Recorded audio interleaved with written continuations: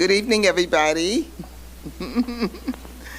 Welcome to the January 13th, 2025 Happy New Year Board of Education meeting for Evanston Township High School. Can we have a roll call, please? Here. Here. Here. Here. Here. Here. Thank you. All right, the first item on the agenda is written communication. Dr. Bavis, do we have any written communication? We have no written communication this evening. Okay, good. All right, next item is comments from the public. We have no comments from the public this evening. Oh, okay. All right, so now we're at the items for information. The first item is the post-high school report. All right, we're going to be joined by Dr. Pete Bavis, Dale Leadforth, our new Director for Early College and Career Experiences, and Beth Airy, our College and Career Counselor. Great.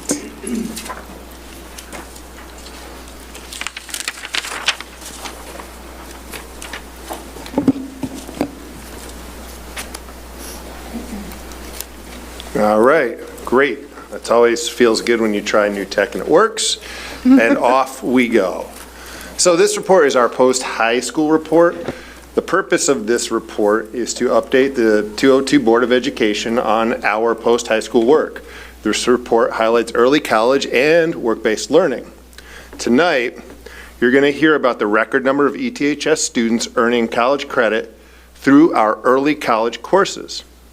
You'll hear about how our senior class has the highest individual career and academic plan, ICAP, completion rate ever.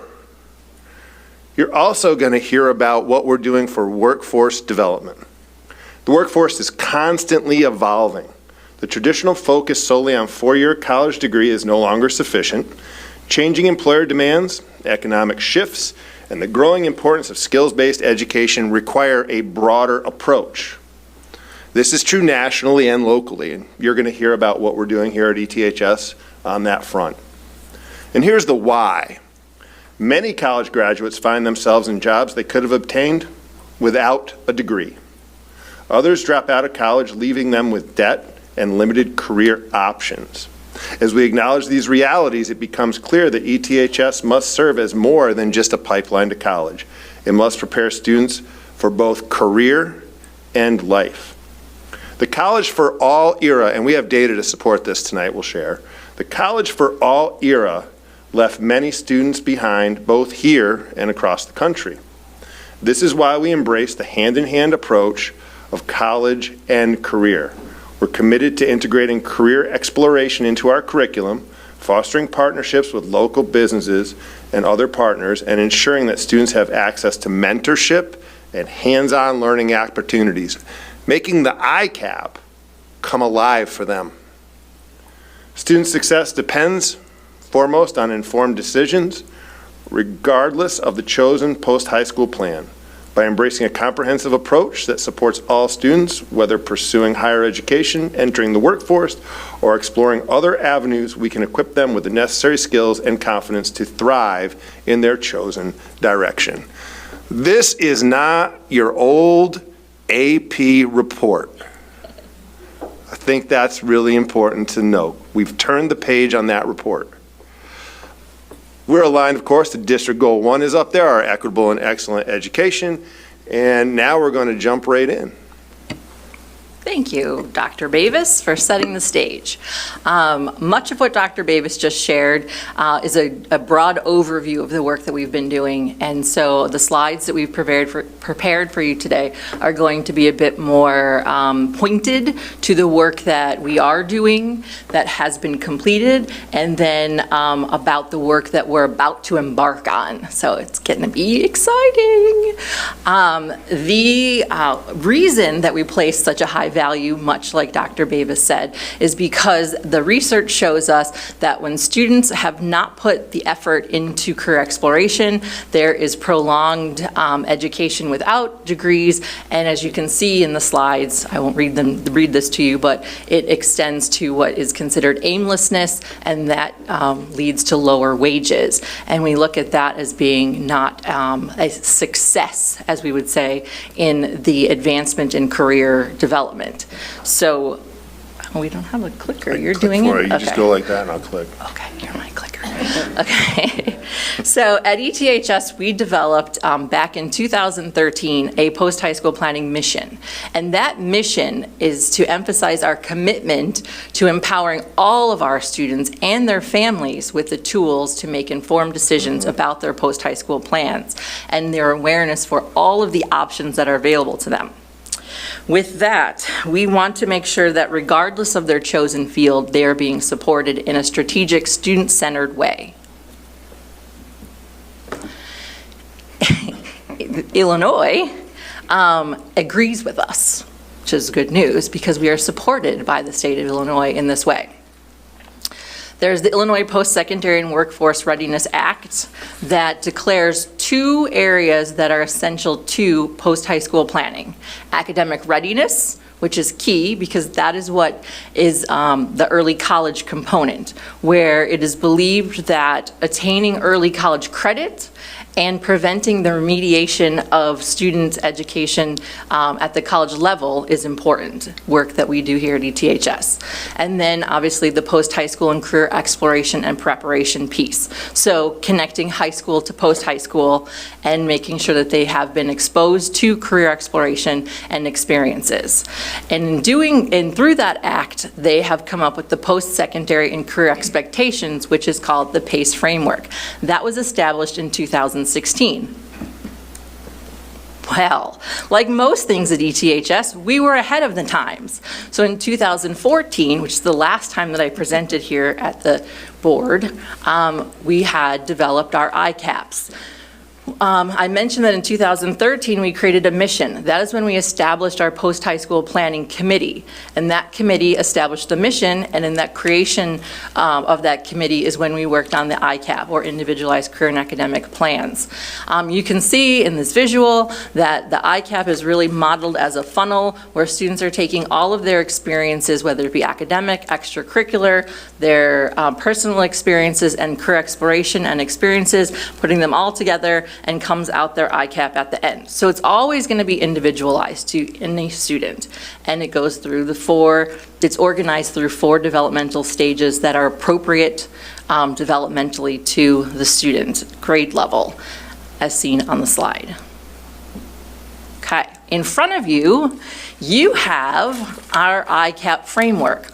Now, if you were to Google the Illinois PACE framework, it would look very much different than this. I will boast a little bit that I have been fortunate to be able to travel around the state of Illinois and present on behalf of the ETHS District 202 ICAP framework that we have, because ours is very unique. We have decided to put ours in the form of a checklist. As you can see in front of you, it is something you can hang on the refrigerator. We give this out to our families that they can see that the items with stars are things that are done here at ETHS. These are items that students will do here at school, and then the items with boxes are things that we offer to our students, and then their families can check them off that they've been completed. And this is all part of what is believed that students should be aware of or have completed toward their post-high school plan. Okay, so that is our version of the PACE framework and the ICAP. And the ICAP provides the overall framing. One of the pieces of that is what students do in the classroom. So we'll look a little bit at ETHS Early College. Early College includes these 3 things: advanced placement, which we're familiar with, dual credit, as well as concurrent enrollment. Concurrent enrollment is when a student takes a class at Oakton generally at Oakton's campus. At the same time, they're an ETHS student, and they can get college credit, college transcript by taking that course. The concurrent enrollment program we'll highlight in a little bit, our AI program, happens right here at ETHS in partnership with Oakton. So we'll talk about that. Advanced placement, this is a slide you're familiar with. We do have in light blue in the lower right-hand corner, Cybersecurity 1. We've added a new AP class. College Board is looking at some CTE courses in terms of growing their advanced placement program. And so we're piloting Cybersecurity 1 Network Fundamentals this coming year in our Arts and Innovation Department. The rest of the courses you should be familiar with, but just to highlight, it's 36 classes in 7 departments. It's 83 of our teachers are teaching AP, 3593 in terms of class enrollments, and 1450 unique students. So it's a large population at our school. In the next slide, you'll see dual credit. And we have a partnership primarily with Oakton. When Oakton doesn't offer the course, we do look at other colleges, universities in the area. And so we did look for our advanced fashion class at Oakton that we'll be adding next year. We're actually partnering with Harper College on that course. And we have a Spanish capstone course, Spanish senior year, and we're partnering with Lake Forest College for that one. So if Oakton College doesn't offer the course, we do look to other area colleges to try to have it. And we added science this year. We highlighted that at the board last year, Intro to Life Science and Zoology, which was exciting to add another department to our dual credit offerings, and now we're bringing world language on board. So we're really excited to have 4 departments as we continue to grow this program. And this is a slide, your typical Team ASAP slide. You've seen a number of our kind of events over the years. We decided just to give a quick slide to cover it because I think you're familiar with that. But the idea is we're asking students to do really high-level classes, early college classes while they're here at ETHS. And so we offer them a year of support before they even get into that class, and then a year of support throughout that class to help them to be successful, primarily through our Team ASAP program. So briefly, the value of advanced placement. This is a review. 36 states have statewide or system-wide AP credit policies requiring public higher ed institutions to award credit for specific AP courses 3 or higher. Just as a reminder, it's a 5-point scale, and what we're saying is 3 in public institutions across 36 states give transcripted credit for that. That's a big boost for folks who are looking at going off to college and looking to get ahead in terms of credits earned. In the last 5 years, we've seen the highest level of access and success in AP and dual credit courses in school history. Last year, 81% of the students who took an AP exam earned a 3 or higher. That's 928 unique students with a 3 or higher. 928 unique students earned credit in advanced placement last year. Those 928 students accounted for 1,992 scores of 3 or higher. The bottom line is that we have significantly more students graduating with AP scores of 3 and 4 than ever before. This year, we have a record enrollment in our dual credit courses at ETHS with 461 students enrolled in dual credit courses. You're going to hear about that in detail in a little bit, but I'm going to keep clicking because I'm going to keep the momentum going. Here's a nice slide, 120% increase in scores of 3 or higher since 2007, which is when we started to do the work. So in 2007, we had 872 AP tests. Last school year, 1,992 scores of 3 or higher. So there you go. You see that growth, 128% increase in the scores of 3 or higher. Success since 2007. In 2024, we had more scores of a 4 on AP exams than we had total exams. In 2007, we had last year 1,251 AP scores of 4 or higher, compared to 1,059 tests administered. That's real growth. That's stunning. But that's not the whole story. This is a nice way of keeping track. How are we doing compared to years past? This is our how many students, percentage of all 11th and 12th grade students took an AP exam. You'll see in 2020, 2021, right around the pandemic times, we dipped and we were pulling ourselves out of that inflection point. And this is the overall percentage of 11th and 12th graders taking AP. Again, the denominator there is all of our students, and the numerator are the students who are taking AP. 46% of all grade 11 and 12 students earned a 3 or higher on one or more AP exams. Almost half of our 11th and 12th graders. That's pretty pretty interesting number. You'll see that our percentage of Black African-American students, highlighted in green on the chart, are at an all-time high in terms of earning 3s or higher, as our Latino students are close to an all-time high. Our overall score is 46%, 3 or higher for the 11th and 12th graders. Ties an all-time high, and 66% for white students bounces up against that ceiling that we saw in 2015-16.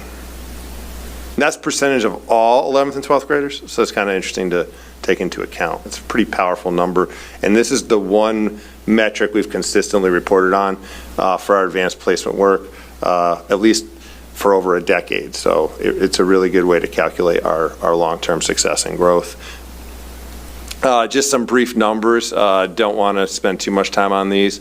You'll see that 81% of our students had a 3 or higher. 81% of students who took AP exams had a 3 or higher. So now we're talking about all the kids take AP, sit for the exam.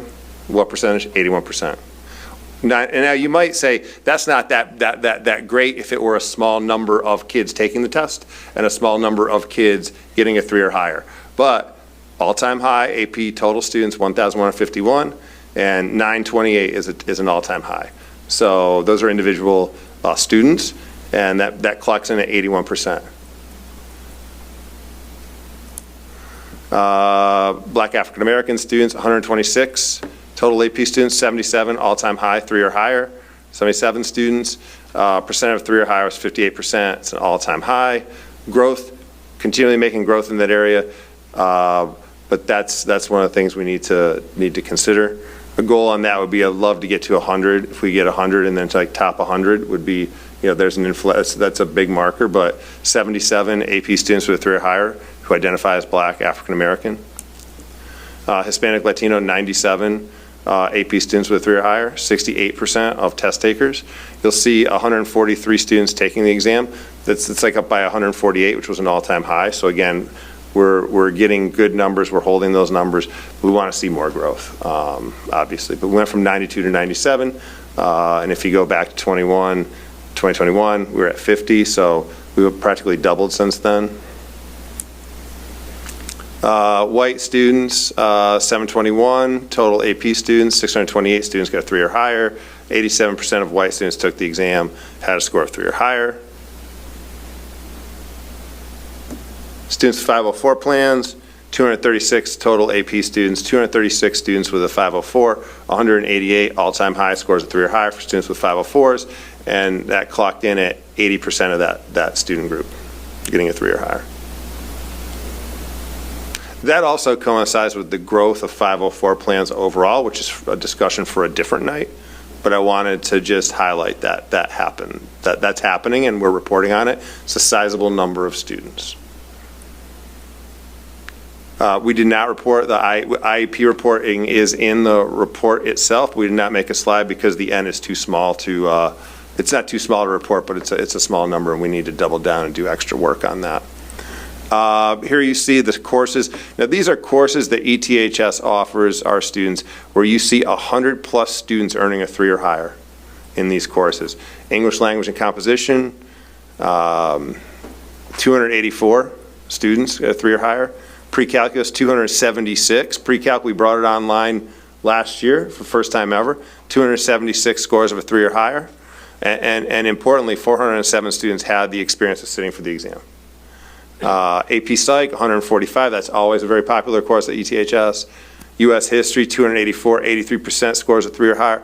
That has shown significant growth and success over the last 10 years. And that's bumping up against when it was by invitation only, getting 83% of the students across the line with a 3 or higher. BC Calc has rebounded. We have 129 exams, 113 scores of 3 or higher. Again, that's 88%. So those are the leaders in terms of enrollments and success. These are places where over 100 individual students enrolled in those courses are getting AP credit. We keep track of this. This is not my honor system. This is the College Board honor system. But you'll see that we had 476 total scholars acknowledged by the College Board last year. I don't want to say that's an all-time high, but you can figure out that's an all-time high.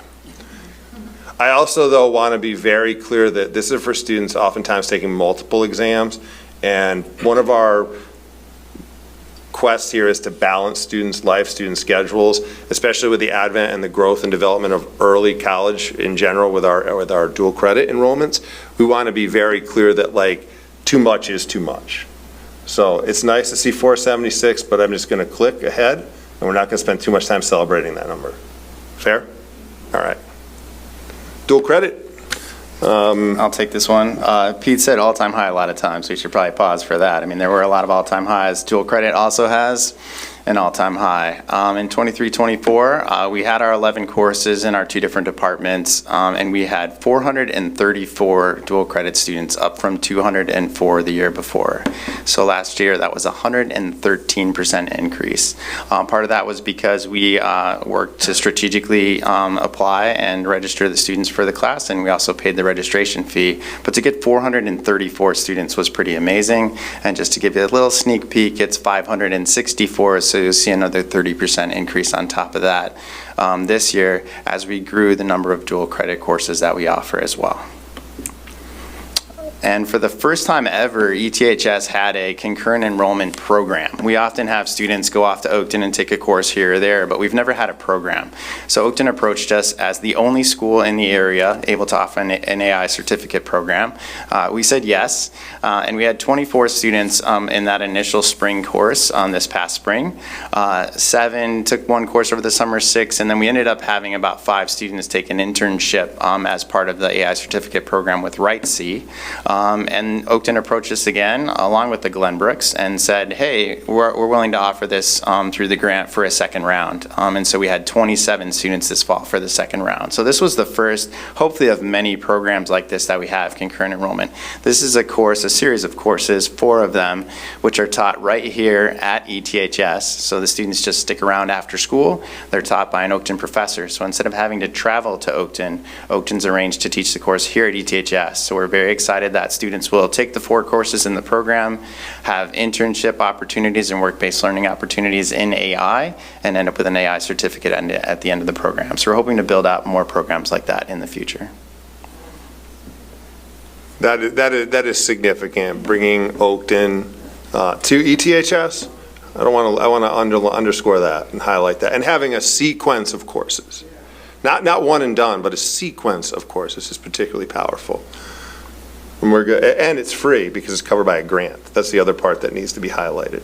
And we were the first school to do it with Oakton, so that also, lots of firsts here tonight. All right, I get the recent highlights, which you just heard about, but I want to highlight them some more. Last year, we onboarded AP Pre-Calc and AP African American Studies, and together with that, we added 441 new AP student enrollments through those courses. Dual credit had a 113% increase, and when you get down to it, 230 more students. And concurrent enrollment, which we just talked about with the Essentials Application of AI certificate, became ETHS's first concurrent enrollment program, and ETHS was the only school to offer that program. I think if I say it enough, it's a real highlight, so. One more time. One more time. No, we're going to move. So the crux of all of this is really creating this developmental journey, right? So we can look at the pyramid and we can see that we have these strategic, developmentally appropriate stages for students that we are designing so that they will have this lifelong career advancement opportunity. We're not just looking to get students jobs, but careers. So we talked a lot about what happened in the classroom through our early college program, but we also want to give students career experiences outside of the classroom. So we start freshman, sophomore year with career awareness and career exploration activities through freshman advisory study hall and sophomore study hall as well. As they get to be juniors and seniors, we really want them to get work-based learning in and out of the classroom. We want them to have real-world experiences. We want them to be out job shadowing. We have a job shadow program I'll highlight in a little bit, as well as internships. We want students to be actively working and getting the experience they'll need to be successful in the future. And in order to do that, Dr. Campbell and team created a brand new department called the Early College and Career Experiences Department. Myself, as the Director of Early College and Career Experiences, Michelle Vasquez is our post-secondary counsel, Dewanna Frazier, who's waving, is our career partnership and work-based learning coordinator, and Nala Bishop is our ECC intern. So the four of us are a new department that's really meant to build up the career experience for students throughout the school. One of the ways we do that, there's the full team, again, our pictures. If you go to the next slide, one of the ways we do this is through our iKit program, and this is really the highlight, the capstone program. This is where students really get actively engaged, and for the first time ever, we're offering the iKit on campus program. Dr. Campbell had an intern, I believe. Hopefully it worked out well for you, but we had students we had students on campus for the first time ever. So Dewanna built this program out. It was pretty amazing to see. We had 84 students that were interested. 42 were able to work on campus this fall, and we have another 42 for this spring. So we're really excited that students get to be right here on campus during their school day, getting that real hands-on experience. We have job shadows that run during spring break and internships that run over the summer. So this is really junior, senior year, after you've kind of gotten exposure and some awareness freshman, sophomore year, you figure out what you're interested in, then you actually get to go do it during junior, senior year. And in conversations with Dr. Campbell, I believe we want this experience for every single student before they leave the high school, right? And so we're continuing to build partnerships, with people in the community, but also right here at the school so that we can have every student get an experience like this so they can be set up for a successful future. Some of the experiences we had that we want to highlight, I don't need to read off this, but we just came out of our career fair, which is a chance for 750 students this year. We had 425 last year, so we were able to get 750 students exposed to careers. We talked about the internship program that we had on campus. Our job shadow last year was 36 students. We're hoping to up that number for this spring. And last summer we had 42 students take advantage of our summer internship program and clinical experiences, and we hope to grow that number as well. So as we continue to build partnerships in the community, bringing people into the school and going out into the community, we hope to continue to grow these numbers so we can hit that goal of every student having an experience that will help them be successful in their career in the future. If I could just say one thing, as with any reporting, when we start it, like we did last year with our dual credit, this data next year will be disaggregated by race. We report it in aggregate this year, and then we will do disaggregated data moving forward. We decided to highlight a few of our partnerships that we have. We have many, but we decided to highlight a few. Neil Gambo, who's sitting behind me, used to chair the Mayor's Employer Advisory Council. He handed it off to ETHS, so I'm now the chair, and that's an opportunity for, thanks Neil. So that is an opportunity, and we have our meeting tomorrow morning. It's an opportunity to bring the business community, to bring our community into the high school here, and really figure out how we can partner together for our students. It's built to support our students, and we now have that in-house. Neil did an amazing job kind of building the network of partnerships over the years, so we're definitely indebted to him for that, but now it's our responsibility to carry that forward and continue to build out those partnerships. We didn't want to do this alone. We didn't just want to be a few of us sitting in a room trying to figure it out. So we're in the process of building out a career future casting group. We're going to work to analyze and inform current trends in the world of work, relevant skills, disruptive technologies that are out there. What do our learning spaces look like? What should our curricular and extracurricular programming look like? So we're in the process of building the group. We have a core group that we're going to continue to build out, and that's community. That's our community informing us. That's business leaders informing us. That's experts in the field that'll help us to really craft what we really want students to have as experiences, what they want to learn, so they can really be successful in the future. That we don't really know what it's going to look like yet, but we're going to bring in professionals that are out there doing it. What are they looking for, and how can we best prepare our kids? And so that's a group that we're forming. We have the core group, and we're going to continue to build that out, and that'll be a quarterly meeting where we'll meet with those leaders to figure out, are we really doing what's what's right by our kids. We are in the process as well of developing a partnership with the Trade Collective. The Trade Collective is an amazing building right about a block away. You should stop by. But basically, they're focused on the skilled trades.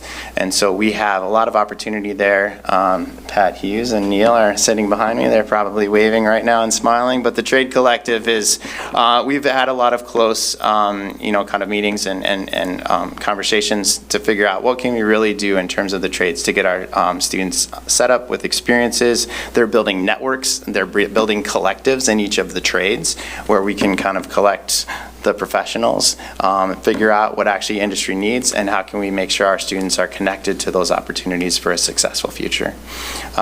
We wrote and were awarded a systems change grant from Evanston Cradle to Career, so we're excited about that partnership. That allows us to build out our job shadow programs as well as our internship programs for the summer. And we also feel it's really important to connect to our alumni. And so the 847 series is a partnership that we're creating with Mike Duvall, and we're trying to connect to alumni across the country. We know that we have alumni everywhere I go. I say I'm from Evanston, and you end up meeting someone from Evanston, and that's really what we're trying to create. How do we create that network across the country with our alumni so that we can, again, set up our students with opportunities and a pathway to a successful future? You're probably wondering how we're going to keep track of all of this stuff. And Dr. Bavis mentioned breaking down information by demographics and student groups and other opportunities for us to review our data. So I get to introduce to you our SchoolLinks platform. You may have been familiar with it already in some ways because we did contract with SchoolLinks or start reviewing contracts of post-high school planning platforms back in 2019, but we contracted with SchoolLinks in 2020. So we unfortunately contracted with SchoolLinks during our COVID planning. So our rollout was not the most exciting for families. And so it kind of went under the radar. But we are making up for that in dramatic ways right now. And it's been very fun to figure out the ways that we could do it now that we have the full attention of our administration and community, and it's been very fulfilling. So with SchoolLinks, you can see in this very green, not my choice, SchoolLinks colors, that it does a little of everything. And just a very brief overview, because you could Google it and find out everything it does, and we list it on our website. But in a nutshell, it's an awareness, access, and success tool, which is how we really focus all of our post-high school planning. Originally, we really focused on career exploration, which is why we switched from Naviance, if you were familiar with that, to SchoolLinks, because we wanted to focus more on career exploration instead of just the college exploration tool that Naviance focused on. And we use it for college applications. But now, what we've noticed is that our students are engaging with it very much on their own. And that's really one of my favorite things I always point out, is that on our staff side, we have a dashboard tool that has a running real-time activity list of what students are doing, and it will say moment by moment what a student has done on SchoolLinks. So if they have favorited a career or favorited a college or completed an assessment, it will tell you that up to the minute. While they may be in math class, I am the college and career coordinator, and I respect math, but I love a kid who's interested in their college and career plans. So it's really fun to watch that students are engaging in a platform like never before. And we have a lot of opportunities that we can do with SchoolLinks. One of the best things that happens with SchoolLinks is that, oh, you can move forward, sorry. There we go. Our implementation of SchoolLinks. The best use of SchoolLinks is during structured, supervised time. And if that's not a plug for advisory, I'm looking right at Dr. Campbell. I take every chance I can to squeeze one in there because freshman advisory study hall certainly has the highest rate of completion of any of our ICAP activities that we have the curriculum for. And then sophomore advisory study hall, and we even attempted to have a junior Google Classroom, which surprisingly had some movement for a while until they realized they didn't really need to do that either. But we include School Links in our counselor lessons, in classroom lessons that our staff from College and Career go into. We use it in Wildcat Futures Day. And then we've also done some departmental professional development. Staff tutorial videos are available. And then we have even been to building leadership team with School Links to make sure that our building leaders are aware of the usage and how to use it within their own work. And then most recently, we've done Guardian presentations and recorded tutorials. So that's very cool. Now, the new stuff. This year, we have implemented Course Planner, which is innovative for us because we've had School Links since 2020 and have held off on using Course Planner, which is a 4-year academic planning tool where students and families and counselors can actually input a student's plan of what their academics might look like for 4 years while they're in high school, right? So while maybe freshman year counselors, no, not maybe, counselors met with students freshman year and would talk about what the graduation requirements were, students actually have access now to looking at the course catalog and picking their courses for what they think they might want to take for 4 years. So what that does is it impacts their post-high school plans. If they think they're 4-year college bound and they're a freshman and they want to go to Harvard, they know that they need to take certain classes to make that happen. Then, if suddenly they're less interested in school, or maybe they don't do as well as they had hoped, and Harvard is no longer an option, they can go in and they can make adjustments. So it's a dynamic tool, so it's really cool. But what we're using the 4-year course planning tool for now is to actually request courses. So part of our course request process is being done through School Links. So that is happening for grades 9, 10, and 11. So families can see what their students are requesting. Counselors can match up credits and requirements. Things turn green and red if things are not met. So it's really quite dynamic and innovative for our school starting this year. Now, you may have heard some scuttlebutt about some bugs and things, and we're working on things, and there are bugs, and as all new things happen and change, but we are managing with the help of the staff here. But the future is very bright in this category, and we're excited because one of the things that can happen with this is huge for the district. Students knowing what they may take, and the district knowing like a projection of what students' interests are and what they may want to take is good for the district's planning. So that's something that's a really big deal. Another addition will be setting the post-high school goal in junior post-high school planning conferences. So instead of chasing around seniors, and we're going to get a little bit more into that, for what their plan for after graduation might be, we're looking to have juniors actually insert their goals this year. Now that's this year, I'll tell you, because that's going to change even after this year. So things are always evolving, and I think that's really important to note about our team and the process that we go through in our planning, is that it's never a one and done, we did it kind of thing. It's always okay, we're here now, how can we do it better? And so in the case of this year, setting the post-high school goal in junior meetings is what we're doing this year. It's new, it's happening now, but wait till the last couple slides. And then in the senior counselor lesson, which happens in February, a new addition for this year will be that our seniors will create their alumni accounts, because School Links is forever. So as long as a student creates their alumni account, which just basically means that they have to add a personal email address, they will have access to School Links, which means they will continue to have access to career planning, their resume, college planning, should they choose to transfer. If they never went to a college, they'll have the opportunity to search colleges, all of those components, but more so, and I think the most important piece, is they'll have access to career networking.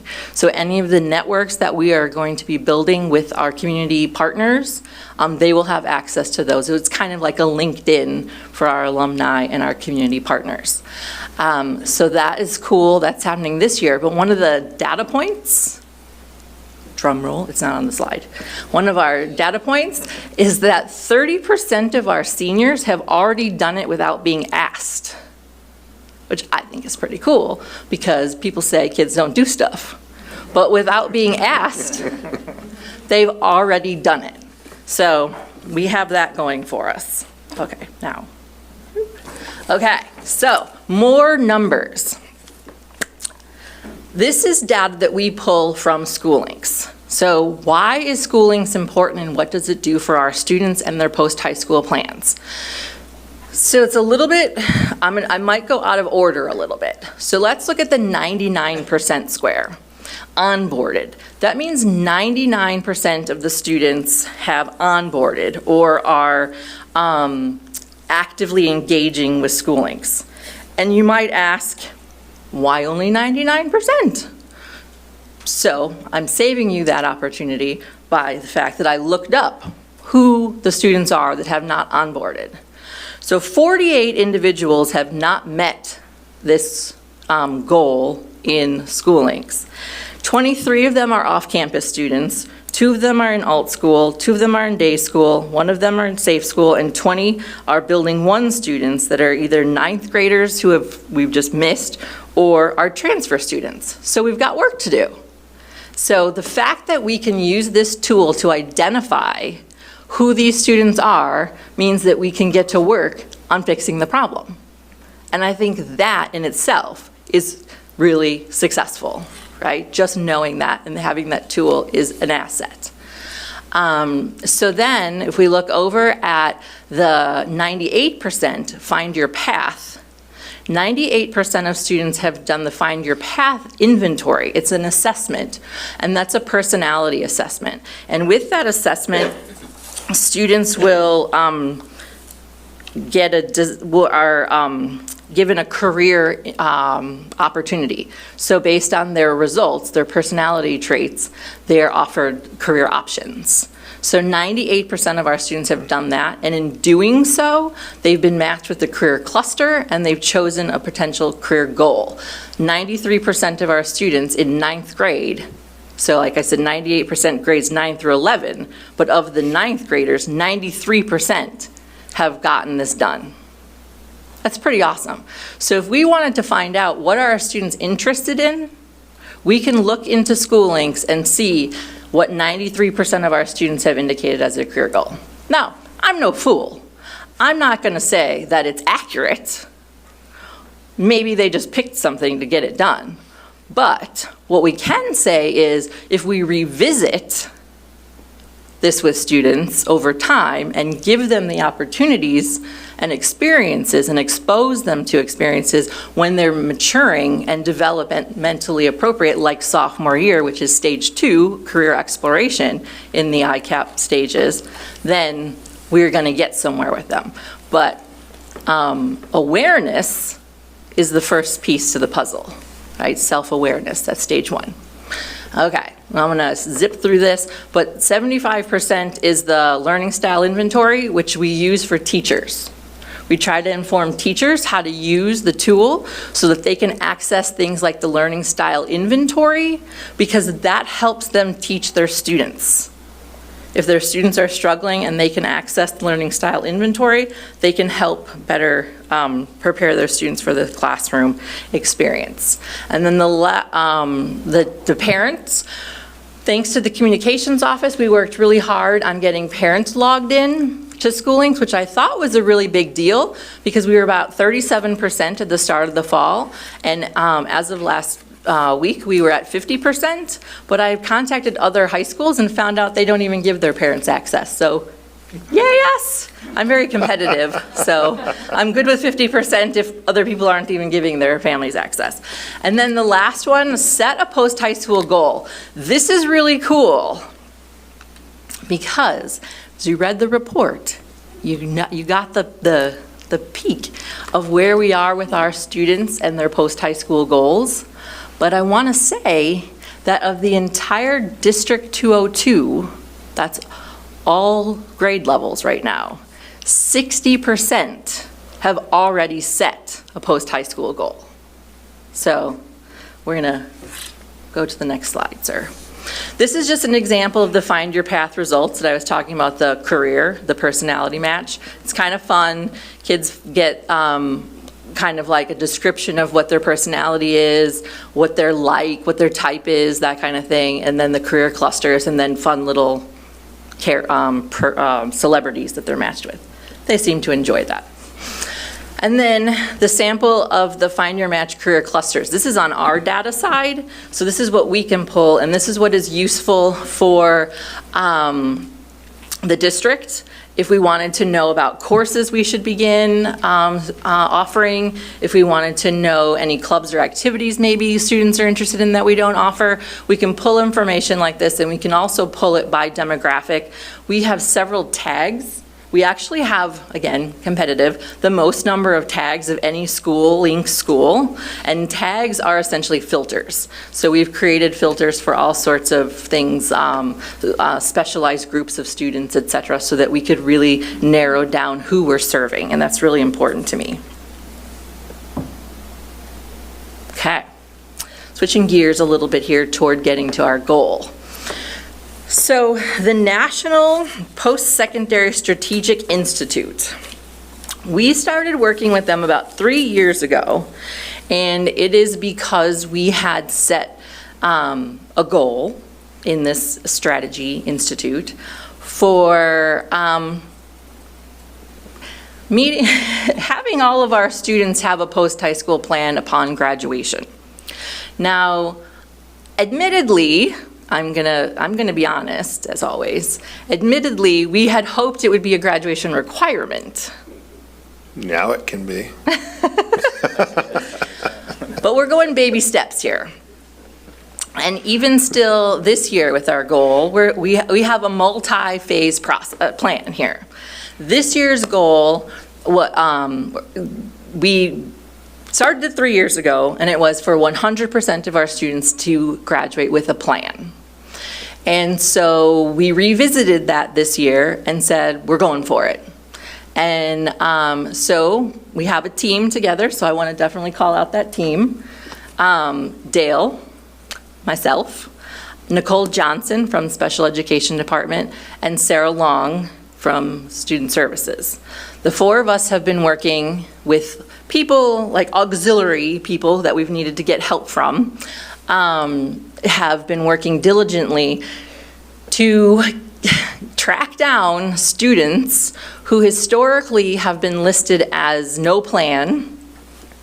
You may have heard from previous board reports or naysayers in the community that we have had upward of 100 students at the conclusion of any given school year who were graduating without a plan. I have heard that.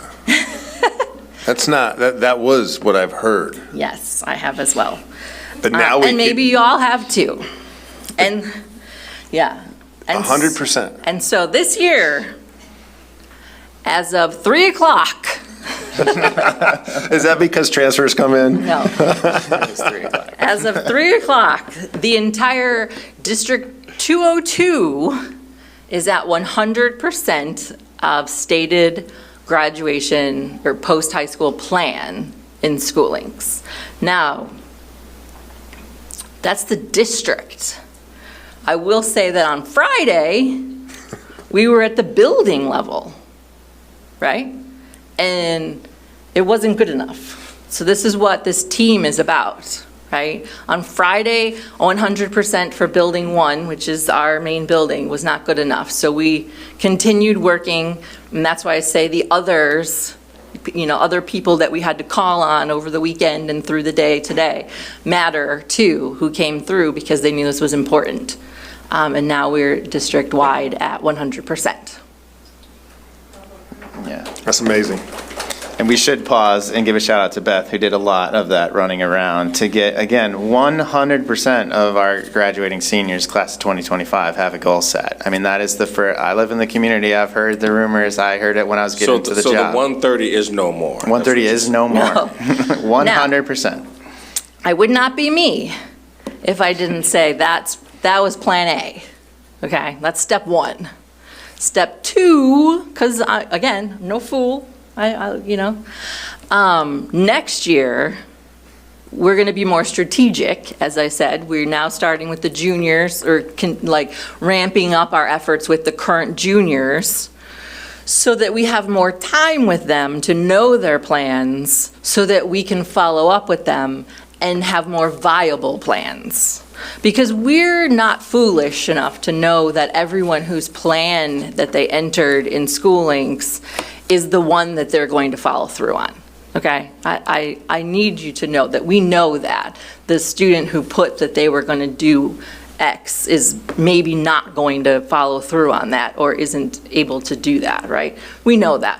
What we want to do is support our students earlier and more often to accomplish those goals. All right. So let me tell you why this is important again. We're going to go full circle with the circle infographic.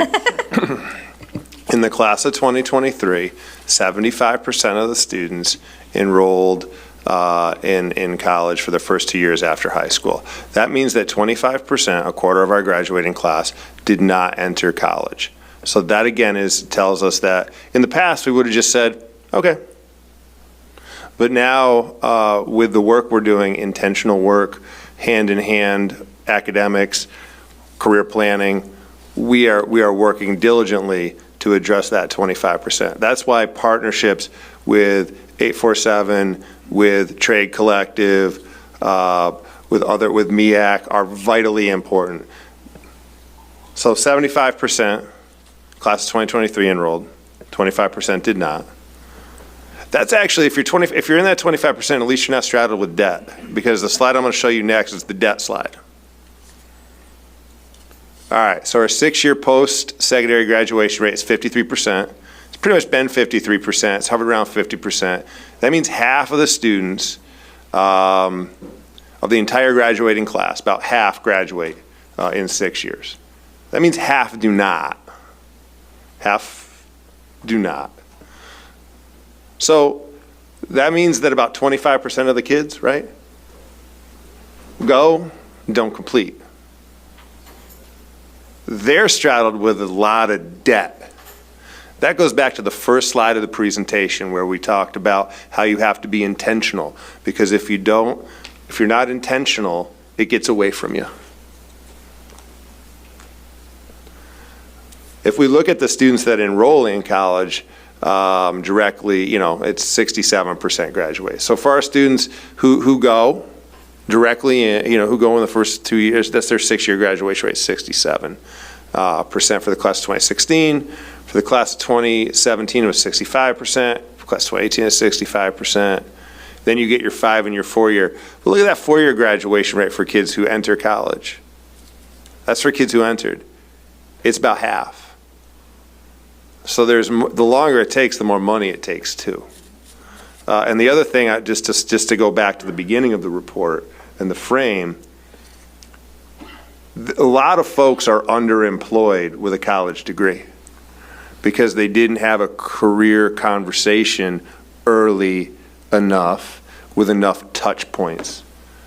Now, fortunately, we're mission critical, and we can track stuff that we've never been able to track before. When we sat in here a couple months ago, we had a conversation around what happens to the kids who don't go off to college, how do you track those? And we can't really, we can't get their W-2s, we're not Florida, and we're not, Boston, who have those kind of agreements with their communities. We don't have that, and that's okay. So brought this problem over to Beth, and Beth had an idea. So Beth, this is the alumni tracker idea. Okay. So National Student Clearinghouse, if you're not familiar with it, only tracks college data, 2-year, 4-year, and trade schools. So what we need to do with the alumni, why I pointed out how cool it is that 30% of our students have already signed up with alumni accounts, and why we're going to have that become part of the counselor lesson curriculum, is because with School Links, we can create surveys and we can start tracking our students. Obviously, return on surveys is an important component, but if we grow the value of School Links to our students, we can grow the return on our surveys. But we can find out from our students what their pathway opportunities have been and what their expectations will be throughout their time away from ETHS. We can, like I said, continue that engagement and facilitate networking within our students as they have graduated. And that's a really big component to our future work together, knowing our success rates as we're going to keep planning for early college and our career experiences. And for an entering freshman, we have 720 days. You gonna do the rest? Yeah, go You back gonna do the one. rest? You gonna go back? Yeah, You gonna do the sorry. rest? You gonna Yeah. talk more? Okay. Oh, let's do sorry. it. So also, we're going to be tracking college and career Yes. readiness indicators in School Links. And we're going to improve our career experience tracking. You guys were supposed to do this part. We were supposed to. Career experience tracking and industry partner connections. So that will be enhanced. These are the next steps. And so these are the new exciting things we're doing. We're going to establish connection to early college completion and post-high school outcomes. And we're gonna track them. So that's the next round of data. So when we talk about this AP report, this early college report in the future, it's going to be, I don't know if you know this or not, but Dale and I decided this the other Oh, day. you did? Yeah. It's going to include information about how our students are doing in their post-high school plans that have successfully completed early college coursework. So we're going to start integrating the data in terms of outcomes in post-high school as well as the early college coursework. And then lastly, this is where I was saying it's going to start early, 9th grade. 9th grade. And continue with the reevaluation of goals. I've already started talking with School Links about why, when they do their first assessment, it doesn't include choose your post-high school goal. It says, what's your college major? But even kids go to college without a major. But it doesn't ask you to choose your post-high school goal as a freshman. They told me it wasn't developmentally appropriate, so I'm in a little bit of a debate with them about that, and we're going to get that fixed.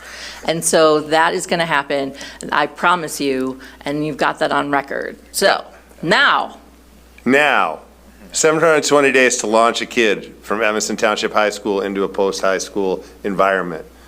720 days that are intentional with touch points built in. Because if we don't do the touch points, we set kids up for failure. We leave 25 to 50% of them behind. And we can do better, and we will do better, and we have the team to do it better. Open for questions. we should get a button. Wow. Yeah, 7:20. Countdown. That was amazing. Thank you. Such incredible work. So, board questions. Leah. Okay, well, having in my former life been involved in this, I just want to say that this is really awesome progress. I'm really excited. One thing that really, a lot of things stood out, but you know, we have that real increase, significant increase in the percentage of those scoring 3 or more on AP exams. And that's fantastic, but have we, like, reflected yet on how did we do that? Like, how did we get there? Because I think that's important to learn from. I mean, we did really well. Why do we think we did that? A couple things. One was when we brought to the board the AP pre-calculus last year, we knew that that was going to increase and offer opportunity to students who had been precluded that opportunity. So we were really intentional about that. And we saw that we reaped the rewards in terms of the experience we were able to create for kids, and those numbers shall continue to go up in that area. We're also really intentional about being inclusive. Our African American Studies program, I know, like, when it was very controversial, we brought Dr. Hill out, and Kamasi Hill was one of the architects of the program through College Board. So when you have folks like that and real value, kids talk, kids want in there, see themselves in the curriculum, experience it in different ways. With every bit, it's not like you give AP credit away. I mean, you got to take that test. You got to get a 3 or higher. So kids did the work, and our teachers and faculty did the work, and and the folks here at the table have done the work, and a lot of folks not at the table, right? Whether it's our counselors, our Team ASAP folks. We didn't bring Team Early College. I don't know what the new acronym will be, but we didn't. We have students supporting students. We did our Early College forum, and we've worked on rebranding all that. So it is about advanced placement, but it's also about the dual credit, which is super exciting when we were able to build that out. It's a great opportunity. I mean, we've shown intentionality. When you're intentional about things and you're strategic, you can see real results. A couple years ago, we brought Oakton to the table in Dr. Campbell's office, and we sat down. We did some troubleshooting around enrollment, around how to streamline enrollment, around picking up the fee. Right, we picked up the fee for students to enroll, which Oakton would say, it wasn't a big fee, but for some kids that was a barrier. Right, we know that's a real barrier. When you talk about values-based budgeting, that's one of the decisions we made, and it's we've opened opportunity for many more students, and we've seen them be successful. So. And one other really short question, and that is, I hope I didn't miss it, but one of the things listed was career treks. Remind me, what are career treks? You want to talk about career treks briefly, Dan? Yeah, we talk about career treks. I mean, career treks was when we go out to an actual facility. Like, we went to S&C Electric recently. The kids go and they tour the facility. They usually have some programming available as well. So the students are, during the school day, able to go out and experience. Most of the time, those companies have an experience for the students to do. So it's a little bit of a presentation, maybe a lunch, but they really get to get their hands on a lifetime experience at some facility in the area. We try to do those monthly. It's a really great opportunity for the students, and we do some reflections afterwards with the kids as well. Thank you. Excellent. Pat? Thanks. Yeah, that was a terrific report, and it's really exciting to see the development of this work. And I thought one of the most powerful things you talked about, Pete, all of you mentioned it, but was that 25% of our kids weren't going to college, and then another 25% were going but not finishing. So that's a lot of students, and it's great that that we're doing this now and that we're keeping them a part of the family going forward and the alumni. I thought that was really great. I just had a quick question about School Links. So one of the things that I was wondering is, I know that employers can see some piece of it, I assume not everything, but some dashboard. Is there a way for students to earn buttons or awards for years ago? I did a project with the Kellogg Foundation, and we really were trying to quantify some of the skills, sometimes inappropriately, I think, called soft skills, but communications and writing and ability to be flexible in certain environments. Is there some way for students to earn acknowledgement of those developments so that employers know them in a broader way than just test scores and grades and classes taken and so forth? Yes, we haven't pursued that yet, but they're badges. Right, yes. Yeah. Yeah, so Great. School Links does have badges that students can earn through completing different tasks within the system. Great, Yeah, great. we haven't gotten there yet, though, but Yeah, no, that's fine. I just, on the list. it's kind of an interesting way to sort of bring a broader, bigger picture of a person to an employer. So I just think that's a cool way to go. So thanks. Okay, Mira? You're giving me that look. Well, You're like, hi. what's it on? Yeah, I think what you all have just presented is so brilliant, down to the, like you said, the card. And Yeah. it's so organized and feels very, just, I can see the love and dedication that goes into making sure our students are successful. And one of my questions is, in this 720 days to launch a kid, when students are doing what I think is obviously good to pre-plan, but when they are able to make diagonal movement and bust out of the track that maybe they were predicting they would be on, can you just speak to how we will encourage them to disrupt this preconceived notion of what they were thinking of? Because I worry a little bit that it helps them double down on that, but I'm sure that that's not true and there's something else there. yeah. So, I mean, I would like to believe, because I'm not in the meetings, but within the large group lesson planning that the counselors do with the students at the age level, the different age levels, and then in their individual appointments, that would be the message, right?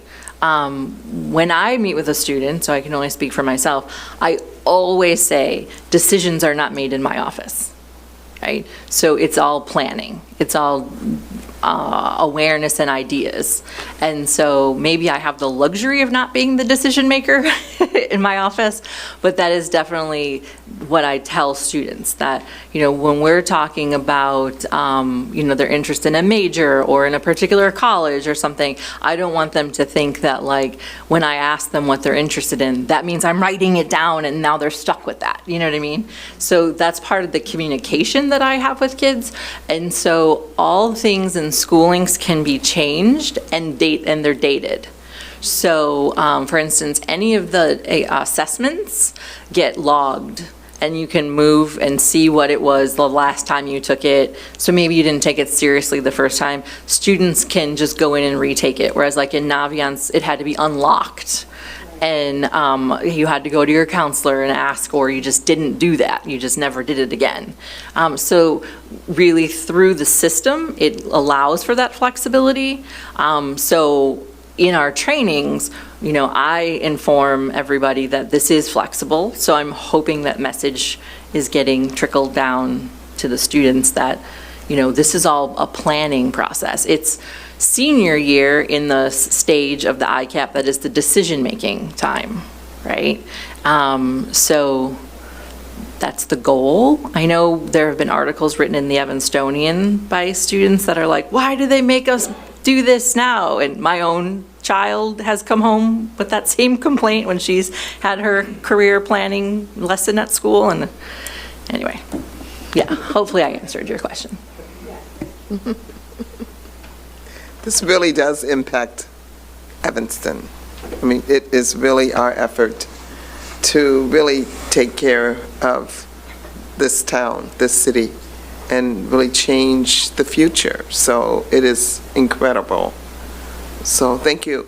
Can you just talk a little bit about this slide? You don't have to tell us Sure. how everything works here, but I know about some of that. We used to put this slide up to say these were our partners in advanced placement. So you'll see MSAN, you'll see Educational Leadership that we published in, Washington Post wrote an article, PBS NewsHour. We've broadened that out now to include our partnerships for our career readiness work, right? Our work-based learning work, our early college work. So you'll see Oakton is on there. You'll see Lake Forest and Harper. You'll see NU as a partner. Yeah. You'll see the city of Evanston. Yeah. And you'll also see 847, and you'll see the Trade Collective. Without these partners, we wouldn't be able to do the work. And the expansion of this slide over the last year Yeah. is a visual representation of how we've expanded our thinking to be inclusive of college and career hand in hand.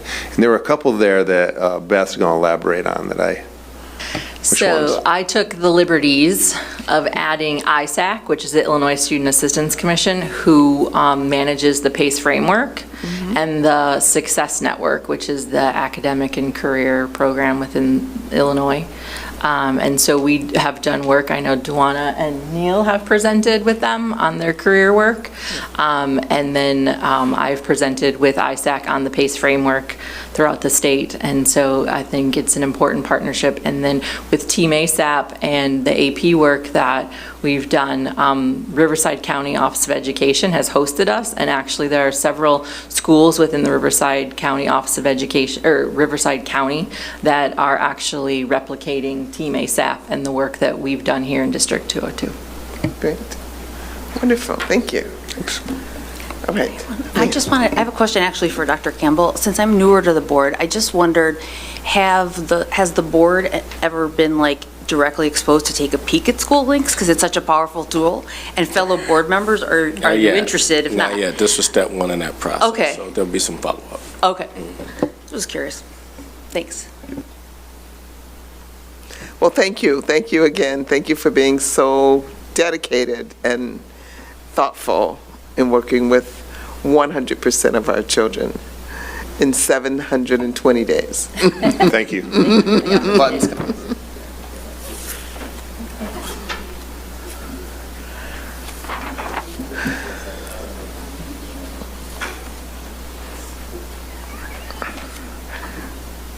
All right.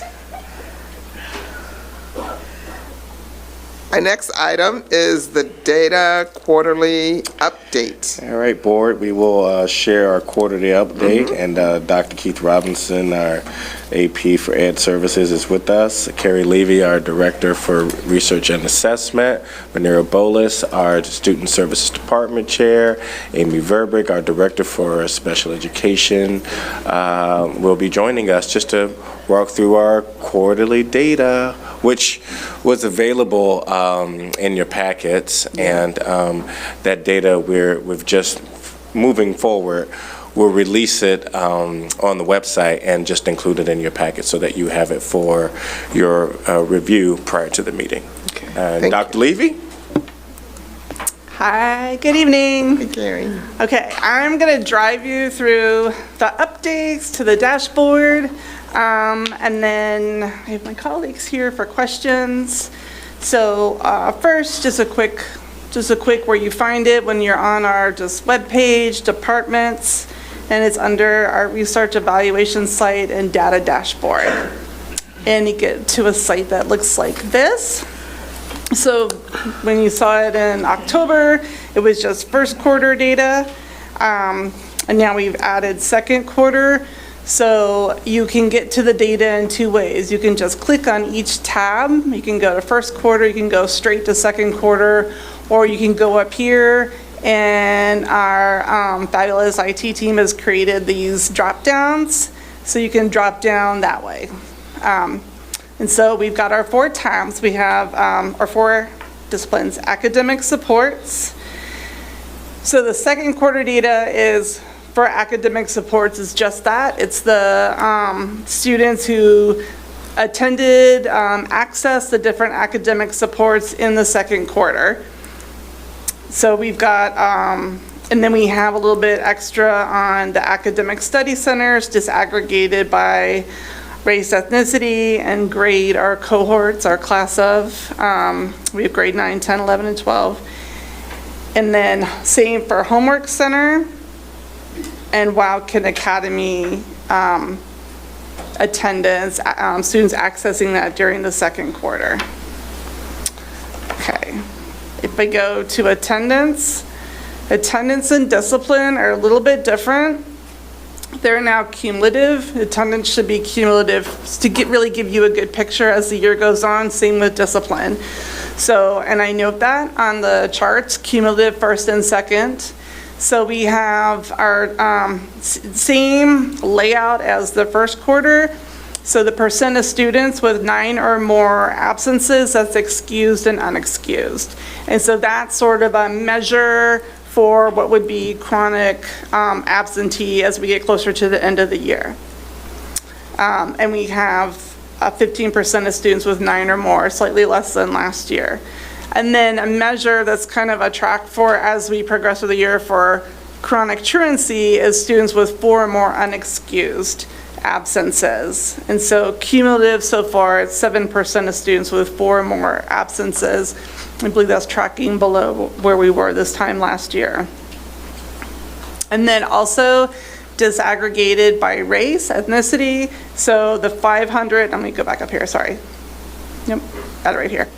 536 students that have 9 or more absences, excused and unexcused, and that is disaggregated by race, ethnicity, students with an IEP, students who are eligible for free reduced lunch, emergent students who are identified as emergent multilingual.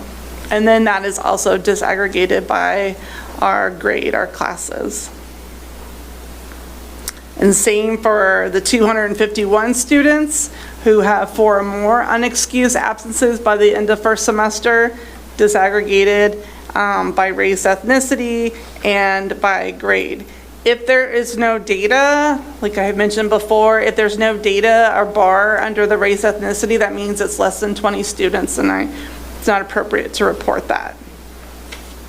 Okay, going up to discipline. Again, very similar to attendance. This is also cumulative, so as we go through the year, this will be cumulative. So this will say first and second quarters, cumulative for the first semester. So the percent of students with any discipline incident, unique students, 499 students, that's 14%. And then this disaggregates those 499 students by race, ethnicity, if they're students who have an IEP, students who are eligible for free reduced lunch and are emergent multilingual, and also by their cohort. And then we have the type of discipline actions. So of all of the actions, so we know an incident can have multiple actions. We've broken it out by how those actions are distributed. I believe that was feedback from you after the first quarter. Was looking to have it kind of pulled apart a little more. So now you can see not only do we have inside, outside suspensions, alternatives to suspensions, restorative practices, the proportion that are conferences, like conference with a dean, conference with a social worker, for example, the proportion that are detention, social probation, the proportion that are restricted lunch or study, and then the handful that are other actions. And so the first quarter chart has been updated with this information too from the first quarter.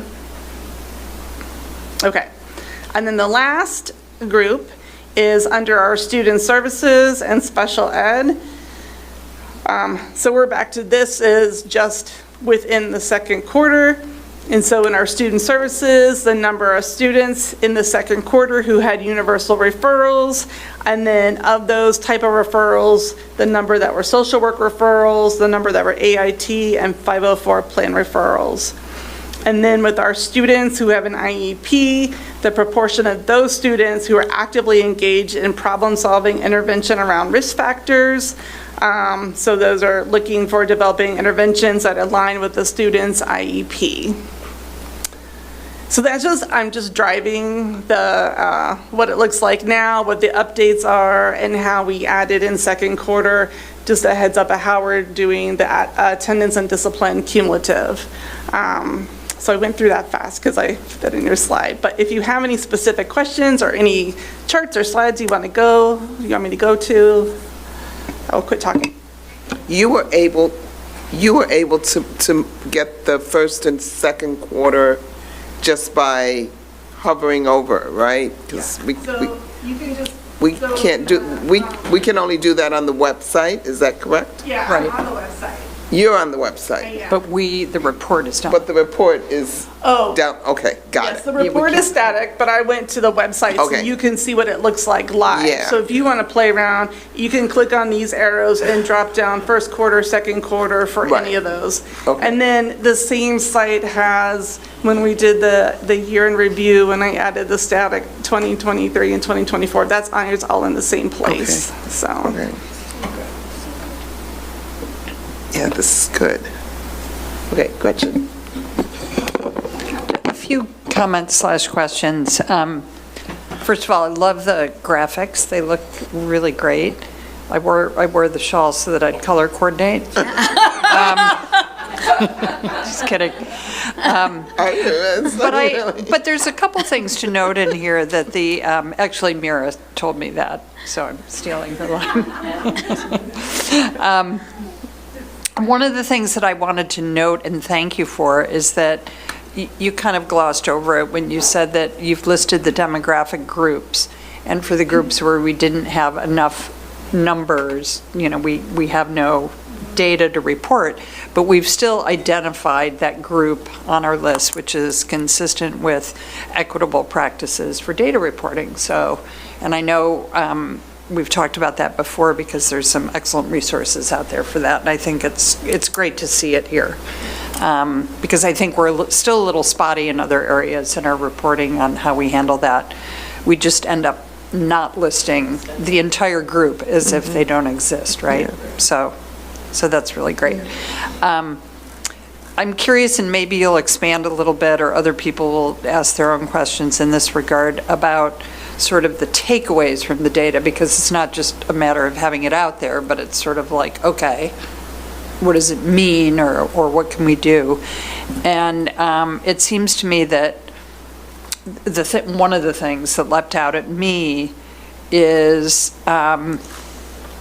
first of all, the equal numbers by grade level that access some of our supports.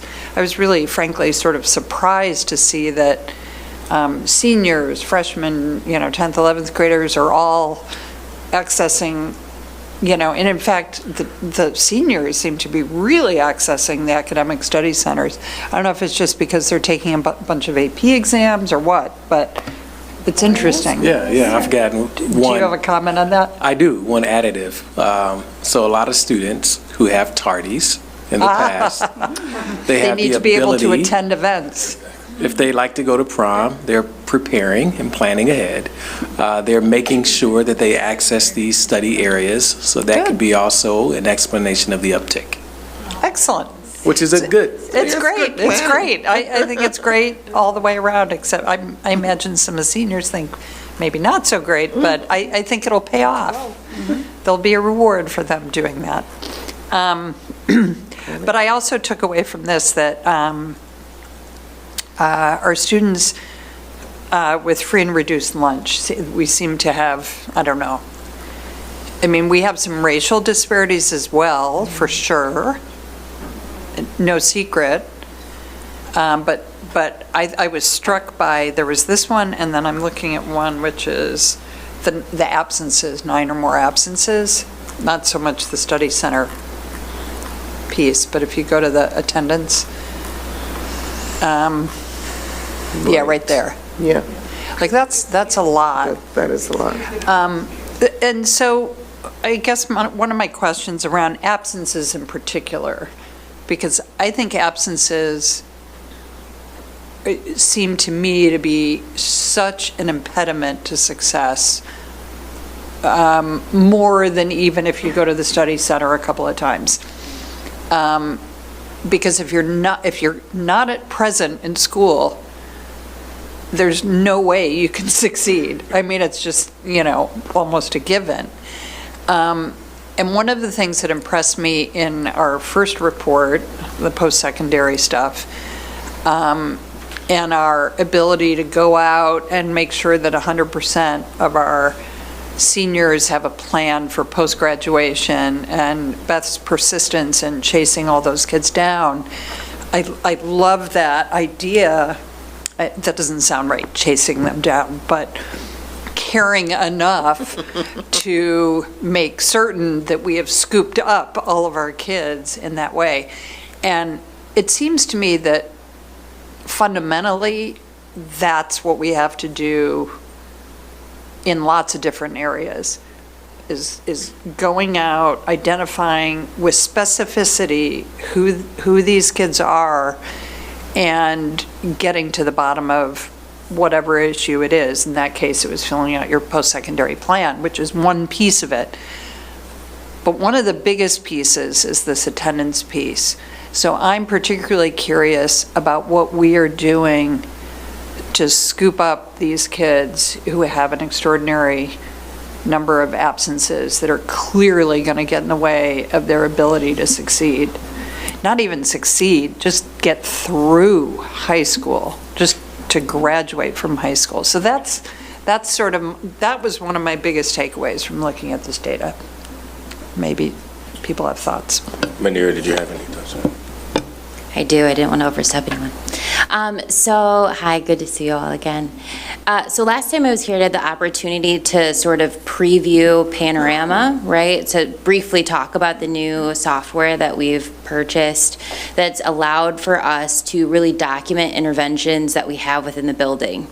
And so we're a few years behind Schoolings, right, in regard to the wonderful presentation that was just made. But that's really our vision, is identifying what students need supports and in what areas. And so by enrolling in Panorama this year, we've been able to better identify which students are chronically truant in a way that we can also then tie that to what interventions are being done. We're a very large building, as you know, and so the interventions can look really different depending on what department you are on. So for example, Dr. Rose, who is the multilingual director, she's doing some interventions with our students who are emergent multilinguals in relation to attendance and outreach as well, right? Well, in previous years, we didn't really have access to that intervention in a way where I know that live time, whereas now that we have Panorama, it allows for us to better work together as a school to say, okay, for this student, they're potentially going to get a home visit from Dr. Rose and her team, whereas, Brent within the truancy office, he's not going to do this home visit because Dr. Rose has already identified a support. She already has that relationship with the family, but Brent can also still be aware. So that's great, and Yeah. that's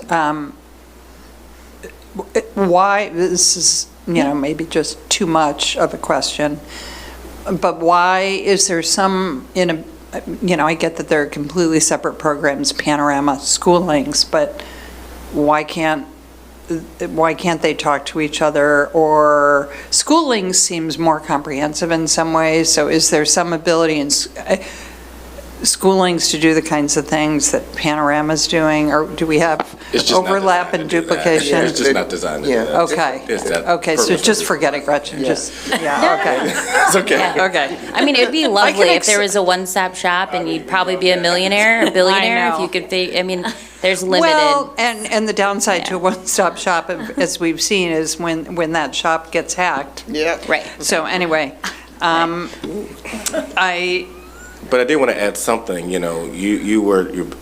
made me think about so we've studied some of our students who have been chronically truant, and we have some qualitative data that's going to be shared with our leadership team whenever we can, get it scheduled. We've been trying to get it scheduled for a while, and so we know that a lot of students are managing some very complex situations at home, right? And I know that's no surprise, there, right? But how do we deal with that? Exactly, how do we deal with it? And to the extent of what it is, it's just, Mind-blowing. it's heartbreaking and mind-blowing. And so those are the kinds of things that the team will hear about. And I know the student services team are already aware of some of those families and students. But it can be very complex and then becomes a compounding thing. Well, if I've already missed 3 days, I go to school, I'm overwhelmed, and I'm just going to miss a fourth and a fifth, and it just compounds over time until we can intervene and with those families. So soon, we've partnered with a Northwestern University professor who took a really deep dive into some of what's happening with our families so that we can then respond to that. Okay. Thank you. Amy, did you? Sure. I was just kind of reflecting on what you were talking about, Dr. Campbell, and that through the data that we've shared around our quarterly monitoring of students who are at risk or at what we have defined as critical, those two kind of data points are coming from the panorama data that Maniro spoke about. Again, the value of having this really real-time data that we as the Special Education Administration are reviewing weekly, and then using that to kind of give charges to IEP teams around action planning. So when you look at the numbers that we provided for you, that's really speaking to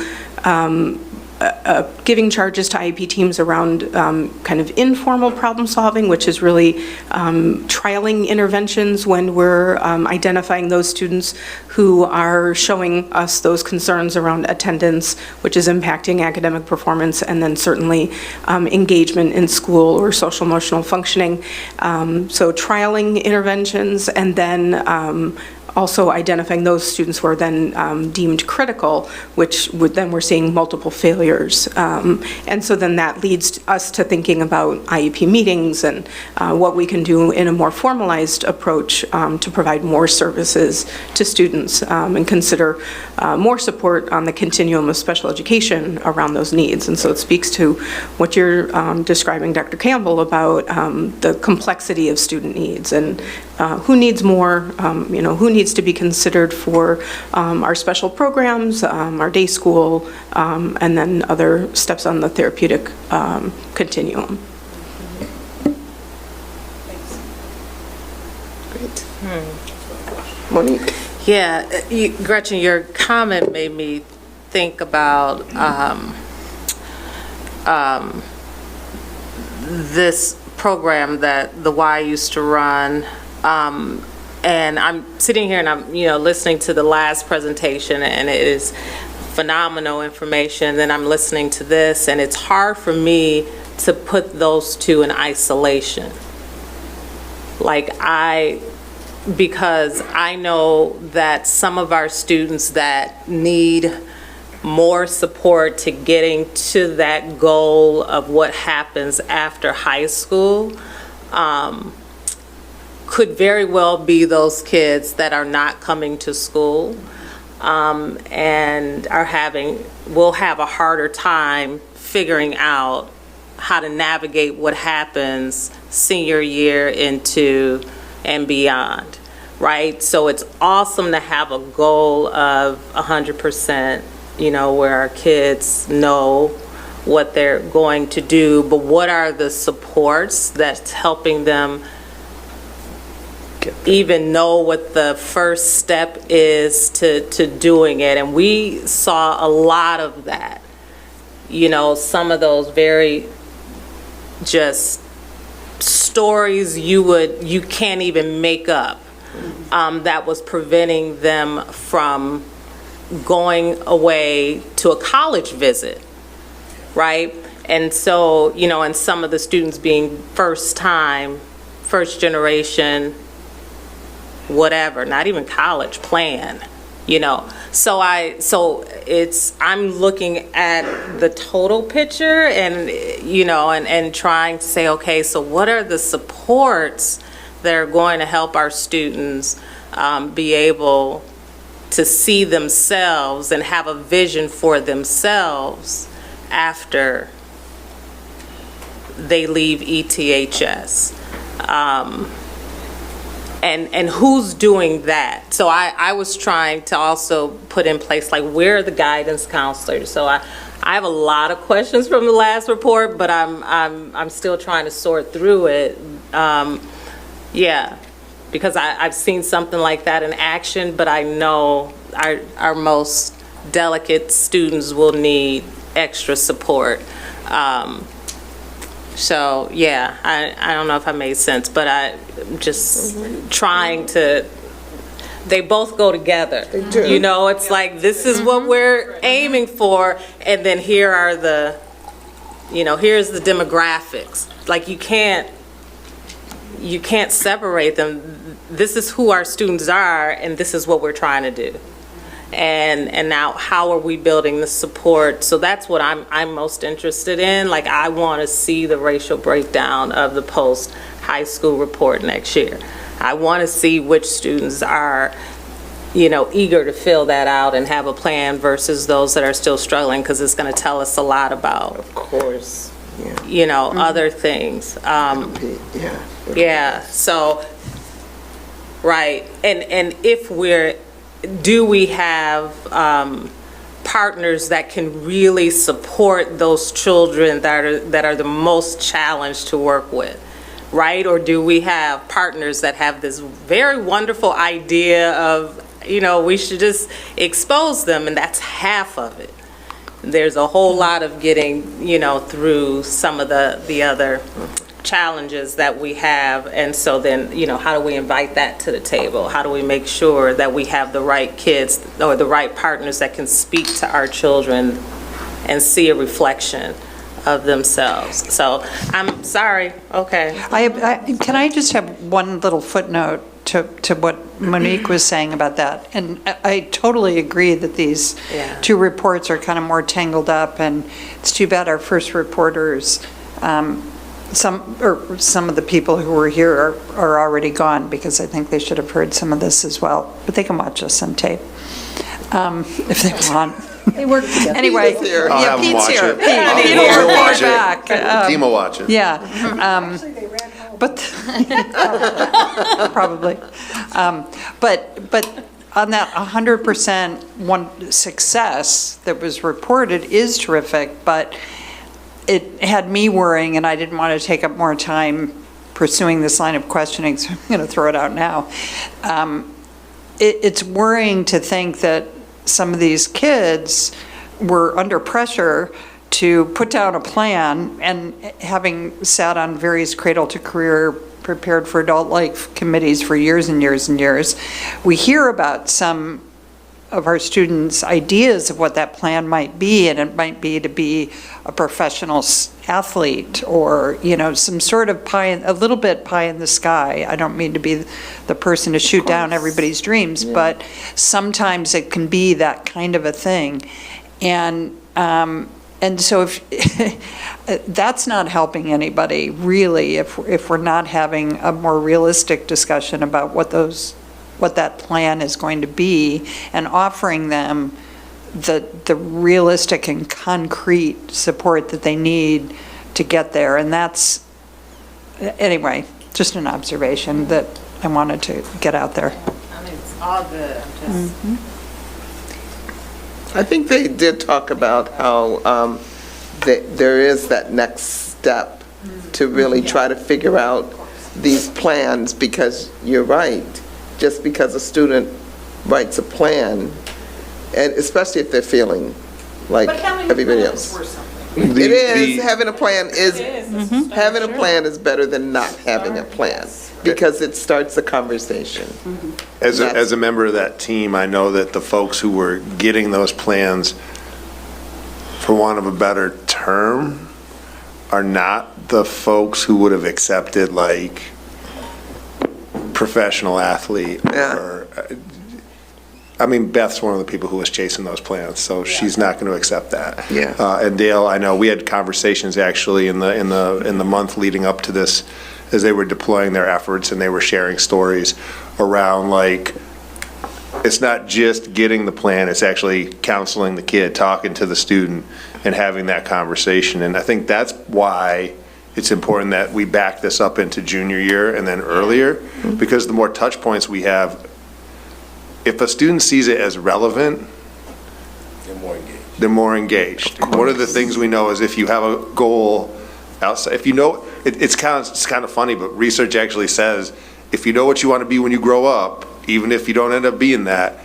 it's You'll be actually, something. the outcomes are much better academically, you know, for high school, for attendance, for all those measures, just by articulating a purpose, Any idea. a statement. So that said, the folks weren't articulating any statement to the folks who were going after these, because they are very critical thinkers and would ask those kind of questions to elicit deep. Backing it up to junior year, Pete, was something that was discussed at least 3 years ago on our Prepared for Adult Life action team for Cradle to Career. So, I mean, this has been under discussion for a long time, and if we could actually do it, that would be even better. So the good thing is that we are. Yeah. Yeah. That's Yeah. huge. And, Yeah. you know, when we began to start the office, you know, I mean, the office is trying to get exactly this conversation, right?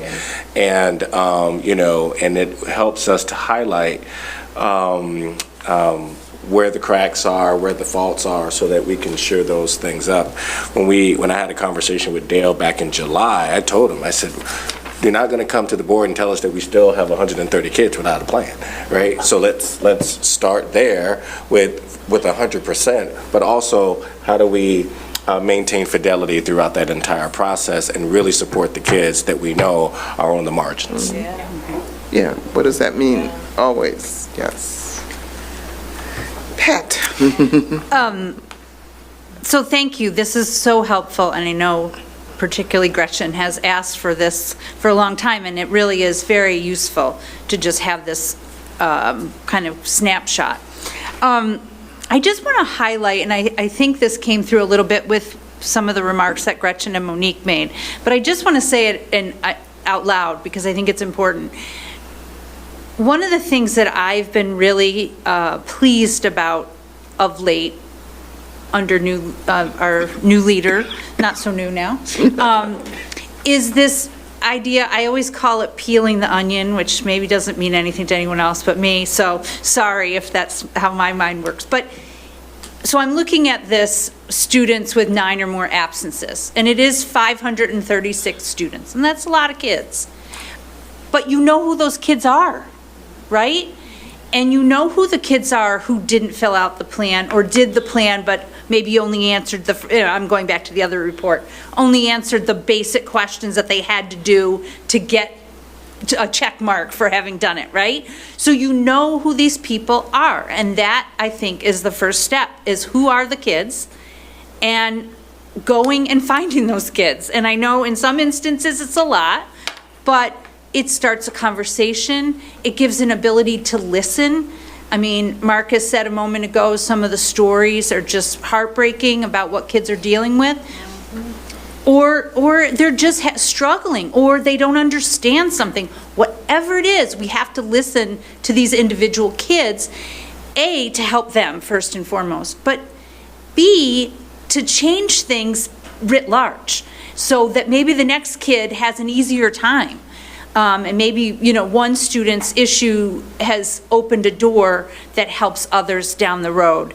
And then the notion that we've talked a lot about is relationship building and how important that is. So I think that I'm just trying to lift this higher because I think it's a theme that we need to do in everything.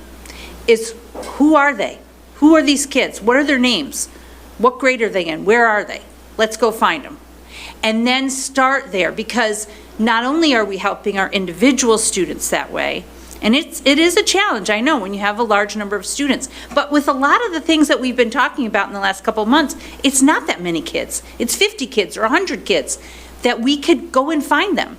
So how do we have that conversation? How do we listen to them to help them?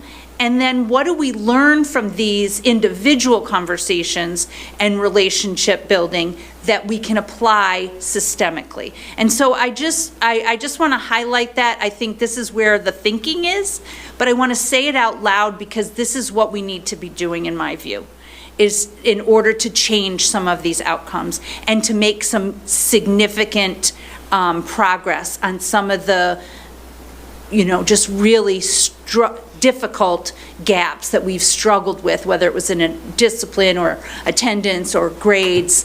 We always say it's not the kids, right? We just have to go help the kids who need it the most and learn from those experiences. So I'll stop, but I just want to highlight that you're doing this, and I think it's great, and let's take this approach with everything, because I think this is how we make bigger change. Thank you, Pat. And I agree. We do know the kids. It's like with everything we do. And, whenever we talk about student achievement, and we can identify the kids. We're big, but there are enough of us. There are enough of you. And I just want to add, too, that we are in a much better position to have the data to track who we're talking about and what we're doing. Because for a long time, we were like this. Right, right. But I think we are in a much better position now to be able to talk about, track who we are, what we're doing, and if what we're doing is working or not. Yeah. Yes, can I add to that? And I think that's the beauty of Panorama, to your point, right, is that it is a layered approach. And so previously, we're doing maybe, for one student who has attendance concerns, they're coming to us oftentimes through reports that we receive, right, to see that a student's been absent, but then also referrals into our SST or student support team meetings to then discuss these students and explore what interventions that we want to put in place. And so last year, we started student data dashboards where we are tracking every single time we talk about a student and what interventions we want to put in place. Well, that previously was just on Google Drive, and it was in a little folder, and it was limited access, right, to who could see that. Whereas now with Panorama, those interventions will be viewed at a larger team will be able to see the interventions that are put in place, because for a student who is absent to this degree, we're catching them maybe at 5 absences, and we're putting one intervention in place. And then 2 weeks later, we may need to put the next intervention in place. So we may have a referral for the student advocate meeting. We may be doing our 2x10 intervention where we're meeting with the student for 10 days in a row for 2 minutes, right, to the point of relationship building. So there are so many different attendance-based interventions that we actually have here in the building to just have it documented as we did previously within, some folders here that wasn't meeting the need. And so we've made changes over the past couple of years to really make sure that we're documenting so that over the span of the student's time here at ETHS, we know what we've done, what's tried, what's not worked, and what new interventions that we need to put in place for students here in the building. And I would just add, the data I bring to you is like a point in time, right? This is at the end of a semester, but Panorama is live, and Manir and her team and our other teams can actually look all this data up, overlapping at any given point in time that is live. So they know even more approximate than what I'm presenting to you at the end of a semester. And I think the goal is to have fewer kids eligible for NCs at the end of the semester, right? We don't want to just say, okay, here are the many kids. No. We want to drive that number in the other direction, and the leadership is very aware of this. And we're actually starting at grade 8, so this week, tomorrow, we'll start our articulation meetings. And so what we did this past school year is during the articulation meetings, we took track of students where the primary concern within District 65 or whatever building that they're in was attendance, and then we determined what appropriate intervention would be helpful at the very start of the school year.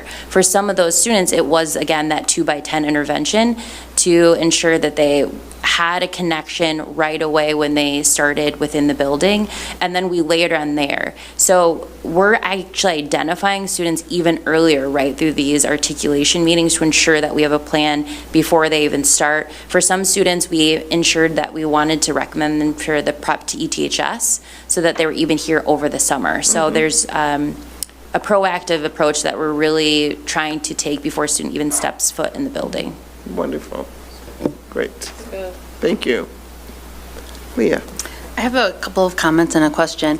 I just wanted, in relation to what Monique was saying, I do think it's really important as far as the going back to the 100% who have made a plan, that I think the key word that Beth Airy said was, the next step is making sure it's a viable plan. And I think what I hear in that is, okay, how do I really get there? What do I need to do? And so I was glad to hear that that's the next step, and I just want to acknowledge that because that is so important. The other comment I wanted to make is that as a school counselor, I feel like it's also important to connect these students that have the 9 or more absences or the 4 or more unexcused with the post-high school planning in that my own experience was often that students, not always, but there was a trend that students who had a lot of unexcused absences and who did have these stories, the challenge was that it became like, what's going to happen tomorrow? How am I going to graduate? You know, what's happening with my family and how do I get through this? And it can be very, very difficult to sit down and focus on a post-high school plan because they don't even really see their future because they're just trying to get through their present. And I think that that's something that, and so I think that sometimes, yeah, we know who those kids are, but we have to figure out how to better serve that type of student. My question was, sorry, is one of the things I noticed trend-wise, we're looking at the absences by grade, is what I thought was interesting is the discipline incidents decreased by grade, and we talked about that when we did the discipline report. And it would be nice to think of that as because students get more mature, they make better decisions, they develop their problem-solving skills. But I noticed that with absences, the percentages get higher as they get to grade 12. What do we make of that? I think a lot of students take some days to go explore college options. So I think that's what comes up for me.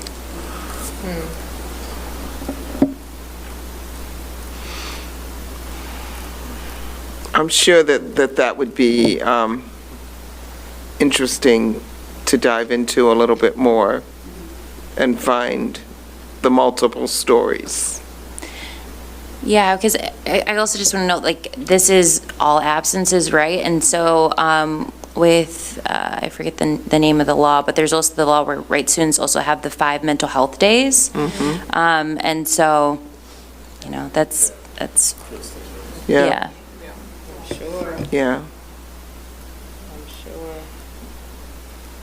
Yeah, that's what I mean. It's probably not a simple answer. It's nuanced.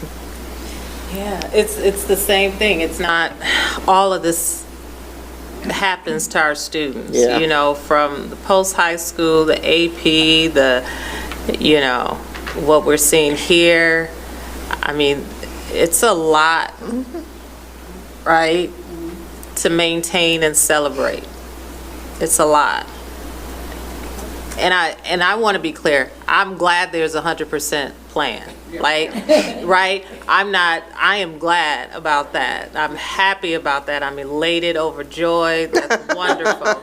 My question is more, are we prepared to support those students that will need the resources the most and not give up on them? Because there will be some who will not go either direction, either pathway on this button. And how prepared are we even see it. to go there with them, right? So, and Marcus, you know this, I've had staff that have literally had to drive a student to college because no one in their family would do it, right? We had to purchase their dorm items because no one would do it, right? So when we enter that arena, are we thinking outside of the box of being educators and wanting this number to be what it needs to be, or are we meeting our students where they're at? And if not, who on that partnership list is going to be the soldier, the foot soldier, to take them to that dorm room or take them to O'Hare Airport for their first orientation, for whatever the career is, you know what I'm saying? So that's the realness of Evanston, of the complete Evanston we live in, not the utopia Evanston. So that's what I'm saying about the plan. It's the, the nuances in the plan or the things that we back away from because it's become too hard. And when we do that, we create more harm. So. And I feel like it'd be remiss to not note that the equity work that we're doing as a district as well to ensure that students have that sense of belonging when they do get here, right? And I think that's such a huge piece of ensuring that students want to continue, that they build that relationship with staff members in the building, and is really then what helps support us as a grade level team to add on these additional layers of interventions, because we can only do so many interventions, or there's a proportion of interventions that also still require the student to be here. Now once we get them here, we can layer on our mental health supports and our, more of the social emotional aspect. And so I think the equity work that's been led through the district has been a huge impact in trying to support this issue, which is really like a nationwide epidemic, right? Like it's a nationwide issue, attendance and chronic absenteeism. It's not just us. We're in constant communication with different districts who are also struggling and exploring what interventions that they're trying to put in place, because it's, we're seeing it in multiple districts, this high levels. Yeah. Definitely. Thank you for saying that.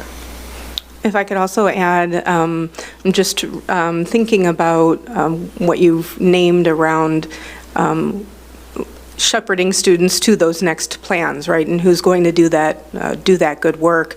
And very encouraged by what was presented in the previous presentation as well, about 100% plans and the expansiveness of our partnerships. I want to dig deeper into how many of those partnerships have entry-level positions that, we certainly know it's a technological age, but we also know that our community has a lot of opportunity for student employment or post-high school employment that can lead to some fuller lives for our students with disabilities. So, always remembering the continuum of employment opportunities within our community as well. And we know we need to plan for that, the technological advancements and all that needs to happen, but there are also viable businesses in the community who can provide a full life and viable employment for our students and our young adults who will become the cornerstone of this community over time, right? Yeah. So again, thinking of it in that range, as you named. Yeah. Yeah. Absolutely. Yeah. They will be the citizens of our community. Take care of us. They'll be taking care of us. Okay. So thank you very much for this, and thank you for keeping us updated on this data. And this dashboard is amazing. Thank you.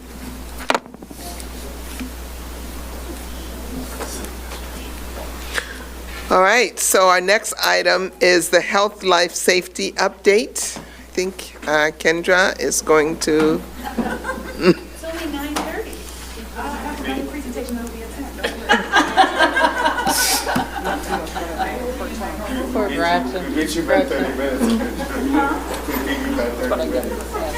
It's just a test. See if you can do this.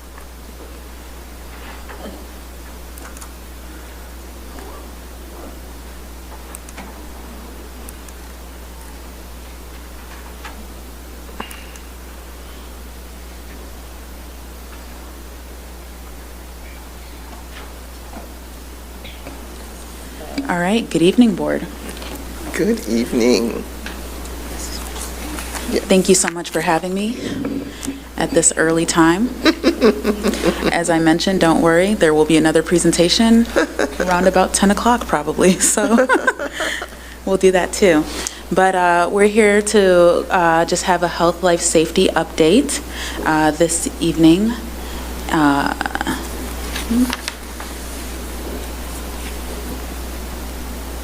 All right, I'll do it with this.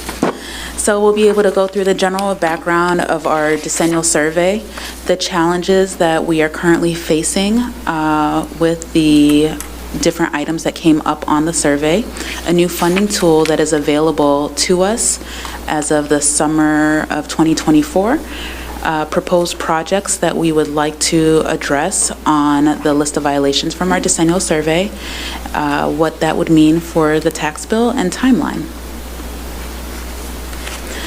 So for the health, life, safety report, schools are required to have an architect inspect all buildings every 10 years and produce a safety survey report. So with us, of course, we have this main building, but with this main building, we have 1.2 million square feet to cover. So as you can imagine, it took quite some time for our architects to complete this report. I really feel like it was near a year before they were able to put everything together. Countless hours spent with members of our operations team to walk the building, the roofs, all the different spaces. And so we were able to get that report. We went through this process in 2023, and the report is referred to as the Health, Life, Safety Decennial Survey. And so sometimes we abbreviate that as HLS survey, but that is what happens every 10 years. And so from the report, when the architects walk through the buildings, they identify different health, life, safety items that are cited as violations. They're prioritized by A, B, and C in level of importance. And when we got our survey, there was an estimated cost, which is also produced by the architects, of over $60 million of items to be addressed. So don't want to bury the lead here. We don't have over $60 million to address these items that were cited as health, life, safety concerns for our building, right? So, but before we get into that, we'll talk about what we were able to address, right? So we're not even 2 years out from when we received that survey. I really feel like they probably presented it early last year when they were compiling all of that information to send to ISB. And so, but what we were able to address, one thing on there was like our auditorium HVAC, for example. We had an HVAC project that has been completed, and so now we're able to check that off of the list. We have, since that report was completed, replaced 5 roofs. There were the 4 that were in the south and west wings done at the same summer. That was summer of 2023. And then we also replaced an athletic roof as well, window replacement in the east wing. And then also every year we're working to do LED light replacements. Usually we try to do about $100,000 a year in LED light replacements, of course also contributing to like our efficiency, and then able to reap some savings in our electrical bill as well. And also exit signs and some miscellaneous electrical and fire safety items. A huge shout out to the members in our operations team, the engineers and our maintenance crew, who have been able to look at what items can be addressed internally rather than us having to outsource those things. So we have been trying to work through some of these things. A number of these items we have been able to see come through on our capital improvement plan. So, you know, when that plan is presented to the board, we're always taking into account not only the projects that maybe are impacting instruction in the classroom, but also what we have to do for the upkeep of this building, as you can see here. So how do we make the money work to address these items? So this is currently what we do. This is how we fund our capital plan. We have proceeds from debt certificates and bonds that we issue every 2 years. And then also when we had the Washington National TIF end and we got that revenue added, that revenue stream added, we would reserve it for capital expenses. So we were, for a number of years, we've been transferring $900,000 to our capital fund and then $600,000 to our debt service fund in order to try to meet the needs here. Also, foundation contributions, cannot say enough. You know, this was the reason that the foundation was created, and they have come through in a major way. Our donors have come through in a major way in order to address a number of things in the building when it comes to our capital plan. And then transfer of fund balances from the education fund, operations and maintenance, or transportation as fund balances permit. So in the event that we have higher fund balances in those funds, we try to divert money to the capital plan, to the capital fund, which we can't levy for, so that we're able to address some of these needs. But even with all of those tools available to us, there's still not enough to do everything, right? Which is a huge challenge for us. Capital infrastructure is extremely expensive, and the cost is only going up year after year. And so the district is just unable to fund all capital needs. We have depreciation of approximately $4.5 million annually, and that is an important marker because, like I mentioned in the previous slide, we're issuing debt every 2 years. We issue about $5 million in debt. So that means that gives us about $2.5 million per year if you're going to do like an average, right? $2.5 million per year to put into these capital projects. Well, if the building is deteriorating at a rate of $4.5 million a year, we're not able to keep up. And then layer on top of it that we are looking to do more than just keep up with the deterioration of the building. We're also looking to advance the instructional spaces for our students. So, which leads to the next challenge, right? Prioritization of capital improvements, the needs of the classroom versus general maintenance of the building. And if we need $60 million, you know, to address these issues, what does that leave? We don't even have that. What does that leave to do these other spaces? And so it's a constant balancing act. And then with that, we know that the debt service levy is limited by PTEL, Property Tax Extension Law limit. So we have to take into consideration our debt service extension base and how much debt we're really allowed to issue by law. And we can't go above that, and so that's why we can only do that $5 million per every 2 years. Until now. So House Bill 4582, on June 7, 2024, Governor Pritzker signed into law House Bill 4582. And so this exempts taxes levied to pay school fire prevention and safety bonds from PTEL.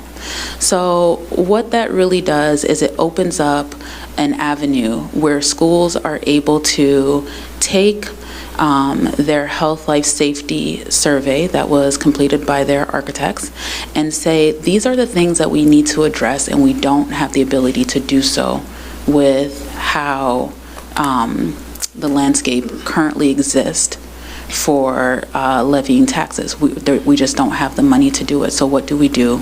We have to welcome students into our buildings every day, and our buildings are not equipped, right? Across the state, this is something that districts were facing.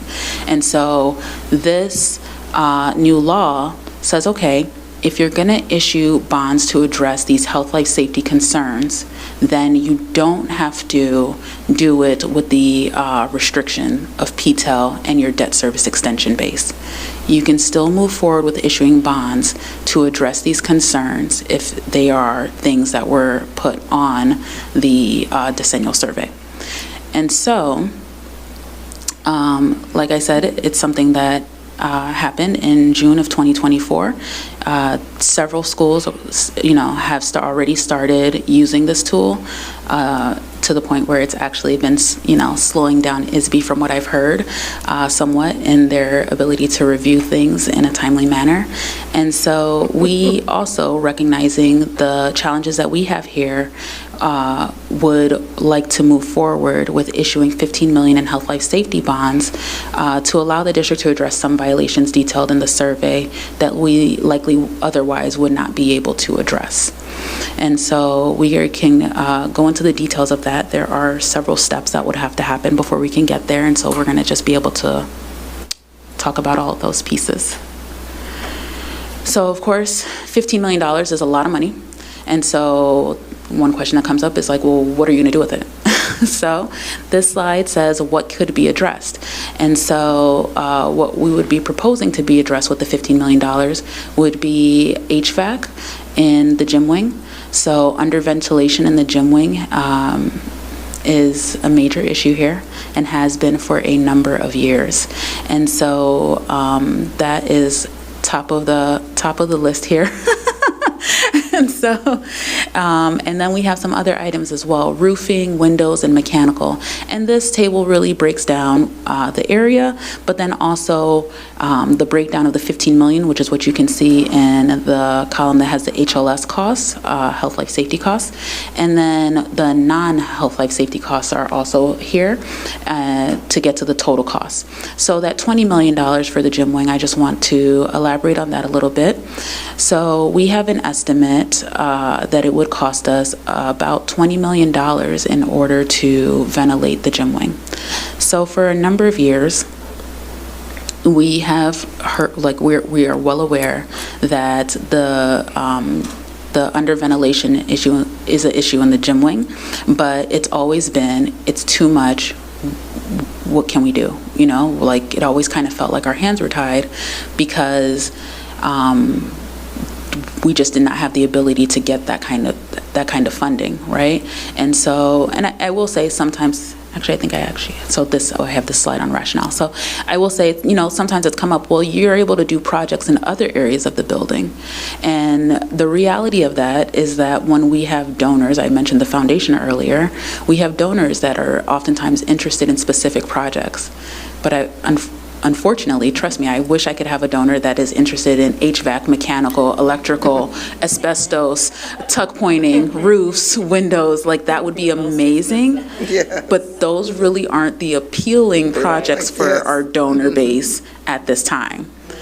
But I am putting that out there. If anybody wants to give to any of those things, please, please do reach out. So, you know, and that's just something that we have to contend with, right? And so now that we have this tool available, top of mind was HVAC in the gym wing.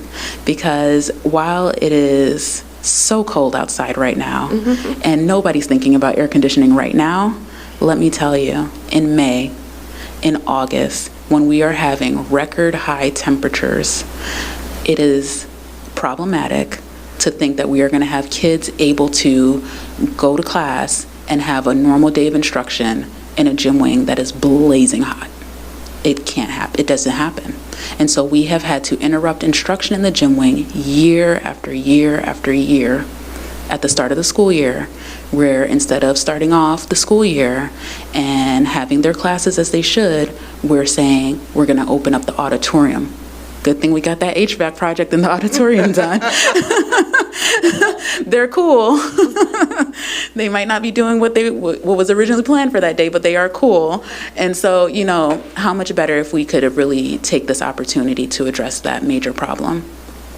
And so those are just some of the things that I had listed as a rationale. And then also there are some tax credits that are currently available that would significantly offset some cost for it. And so that's another reason why we're really looking to strike while the iron is hot here, because as you know, with tax credits, they can be here today and then with another administration gone tomorrow. And so we want to make sure that we are doing everything that we can to capitalize on what is currently available and really try to make these dollars stretch and work as hard as possible, just in terms of being as fiscally responsible as we can be with this. And so another point that I wanted to make that's here on the slide, so $20 million. If we had to just in terms of why we have not been able to address this in the past. If we wanted to try to save the money, right? If we issued debt every 2 years and we wanted to save the funds and try to, which we really couldn't because you have to spend it in a certain amount of time anyway, but just hypothetically, follow along with me, to save that money, it would take us at least 8 years of us doing nothing else, not addressing any other capital project in the building. That's how long it would take us before we could say, okay, we have the capital in hand to move forward with this project. So, it's been a huge barrier, and I think that just also drives it home. You know what I mean? Like, who can say today, yeah, we'll do nothing else for the next decade, but don't worry, we'll have HVAC then. So just some of the rationale behind the HVAC being proposed as one of the major projects for this. And then also roofing, windows, and mechanical, all of those were in the arts wing. I grouped them together. And, I talked about trying to make the money work as hard as possible. And so in here, there's some economies of scale savings because we're going to be doing a large-scale renovation in the arts and innovation wing. And so with that, we have the ability to say, we're bidding out all of this work. And if we do these other pieces, then we'll be able to reap some savings because we're already going to be having construction in those areas.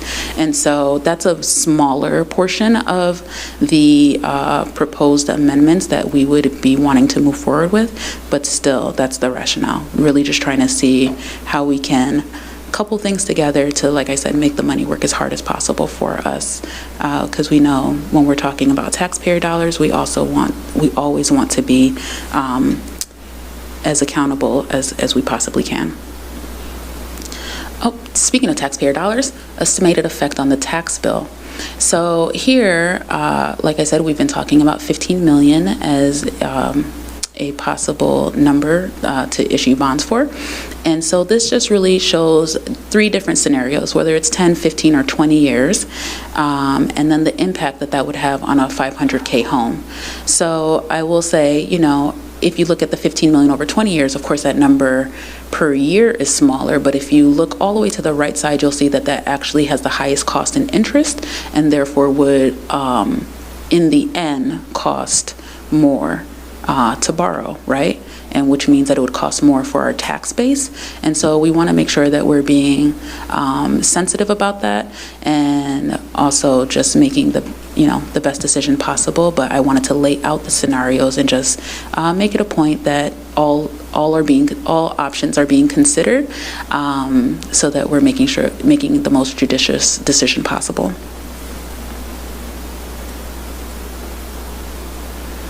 And so timeline. So right now, January board meeting, we're having a discussion about the amendments. So the projects that I mentioned, if and when we submit those to ISB, they are called amendments. So that is why there's the change in the terminology, but those are really just the projects, right? We take those violations from our health, life, safety report, and then we would submit an amendment to ISB. Once it is approved it would have to be, that process actually involves our architects developing the amendments, and then it would have to be approved by the board president, at which time we could then send it to ISB and the Intermediate Service Center for review and approval. So, like I said, that process is taking a little bit longer than it used to. I'm hearing that it's taking a minimum of 2 months right now to get through that process. And so we want to get in the queue because districts are really, trying to use this tool right now, which is great. But, we want to have the ability to get our information submitted, reviewed, and hopefully approved so that we can decide what we would like to move forward with and when. So after that process, if we were going to move forward, there would be a bond hearing, which is currently proposed for the April board meeting. And then, pending a board approval, that would happen at the May board meeting. And then we could issue bonds in the spring. And then the completion of work statutorily has to be completed within 3 years of bond issuance. And so the HVAC project is a large-scale project, so it would take about that time in order to get everything done, because it has to be done in phases since it'll be getting done over the summer of each year. There's some work that they might be able to do during the school year. The bulk of it would happen during the summer, and so it would be a phased project. And I think, yeah, that's what I have for you all, and I will take any questions. Thank you for the report and for explaining it to us so clearly. Really appreciate that, and giving us that bit of history. You know, that's really helpful. I see Pat has a question, and then Leah. Thanks for the clear explanation. That was really helpful. And I don't know if this was required, but when I was reading the report, I was really struck by the amount of fiscal responsibility you exhibited by saying, we want 20, but we'll ask for 15 and we'll put our own resources in. I don't know if that was required, but I think that's an important thing for our taxpayers to know, is that we're not just finding this new money and gobbling it up, but being really fiscally responsible. I thought that was really great. I guess my question is, is there an argument to not do this? I mean, it seems the way you've framed it out, it is reasonable, but we always talk about the threats to our budget and, potential threats with the pension and so forth. Is there anything that we should be thinking about in terms of a threat that could come that might change? So that's a question. Another smaller question is, are you thinking like a 10 or 15 year? Do you have because you showed the difference, were you leaning towards 10 or 15? Like, what was your thinking or your advice on that? So that's one question. And the second is, why would we not do this? Yeah, so I think for the why would we not, of course, just always being cognizant of the effect to our tax base, right? And that just like nobody wants to have their property taxes higher, we don't want it either. Right. It's not necessarily something that we want to do, and I appreciate you for highlighting that.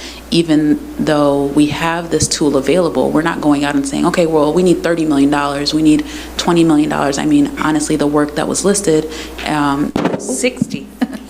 over $60 million, and even for the projects that we are talking about completing here, even for those projects, the cost, right, is over $8 million that we are saying we'll find another way to absorb those costs with our current revenue streams. And so, or with the tax credit that I mentioned. So even with that, we're trying our best here, but there's just no way that we're going to be able to address some of these larger items without it. And we see that because we know that there have been years, it's not like 10 years ago they didn't tell us that we should ventilate the gym wing.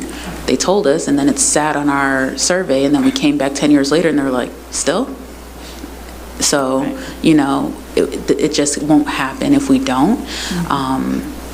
But also recognizing that nobody wants their bills to go higher. So that's the only thing that I would see. As far as threats, I feel like the threats that we typically discuss, which we'll even get into later when we review the audit, but for those threats, it's really usually more so the education fund and those operational costs that we're concerned about. And so in this instance, I wouldn't see those threats as having a impact here.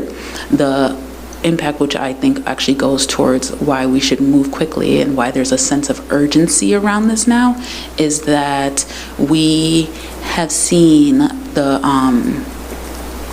responses, right? Like, so when things happen, whether it be worldwide or even in our country, we see the impact that has on the construction market. And so I was even in a meeting today with architects and construction managers about the great unknown now that there have been all of these fires in the West. in California. And so what is that going to do to construction cost moving forward?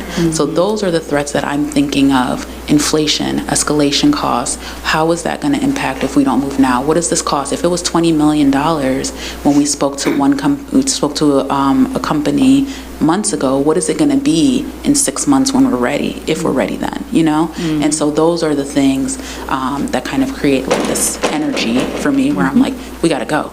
And so, yeah. Leah? So my own reaction to this, first and foremost, was, I think it's really important to acknowledge that we have to be really responsible toward the taxpayers and not in any way minimize, like, how it might affect or impact folks who their tax bill continues to go up. So I think I just want to say that. That said, though, kind of backing up on what Pat said, I think you are taking a really judicious approach. And I will say, and not to be a little nutty about this, but as someone who worked in the building for 21 years, the idea that there was no HVAC in the gym wing is something that I have just thought for years we needed to do something about. My own experience, where I experienced it firsthand, was when I supervised a standardized test in one of the gyms. It was a horrendous experience. It was so hot, people couldn't really think. There was a really loud fan. And that was just sitting and taking a test. I can't imagine when you're doing something active, students with asthma. And I think that timing-wise, I think that when we look at what's happening in the world and climate change, I just can't emphasize enough how important I think it is to realize, we start the school year earlier and earlier in August. Temperatures are only getting higher, and that's potentially more missed class time or not being able to fully realize the PE wellness curriculum. So I'm glad that we're looking at this opportunity, and it would be, I think, a way to address something that, like you said, has needed to be addressed for a long time. Thank you. Yeah, I want to underscore what Leah said, especially with the climate crisis that we're experiencing, right? And even so, not knowing how many kids might have to miss out of gym because it's too hot for them to have class, and how that impacts their grade and how it, all other things. But the climate crisis is a real deal. It's seriously happening. It may impact us differently than it's impacting, other parts of the world. But I would add that to your list, right? In terms of the question that Pat asked you, I would add that seriously to the top of your list. Absolutely. It's clearly not safe to continue the way we are. So, yes. Other questions? Liz? Yeah, I'll admit that when we first got this information a couple months ago and I saw the $60 million in violations, I was so taken aback. I was so concerned about it, and, just thinking about the effect on the taxpayers and how stressed out our stakeholders and our taxpayers are right now, and especially considering the fiscal crisis at District 65 and the concerns of taxes being raised there. I was really hesitant to be on board with this. I think with your clarity and explanations, as I sit here today, I feel a lot better about it. And I support it because I think it's not going to get any cheaper if we wait. And this is a unique opportunity for us to fund this that obviously we never had before.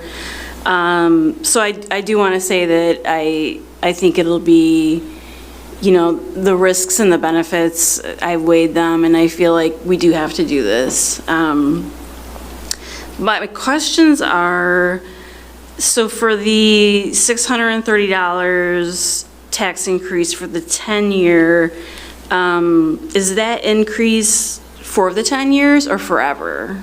No, it's for the 10 years. Okay. And so after the bonds are paid off, then their tax bills will go back down. Okay.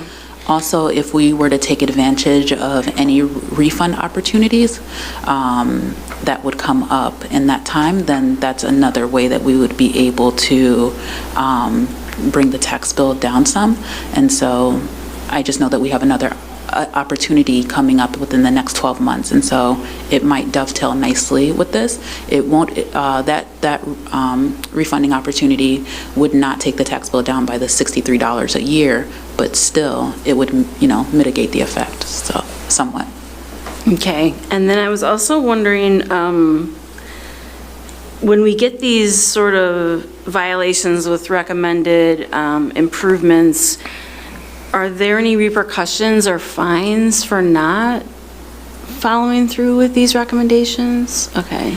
No fines. I think that is one reason why this law was brought up, and because you would just have districts that were just sitting on them, and like I said, nobody wants to welcome a student to a building that is just like falling down around them.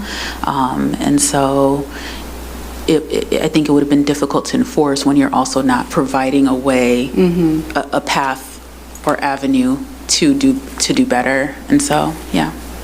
All right, thank you, Kendra.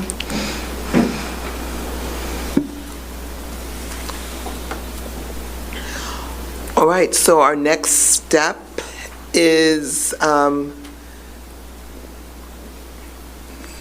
what is the next step? We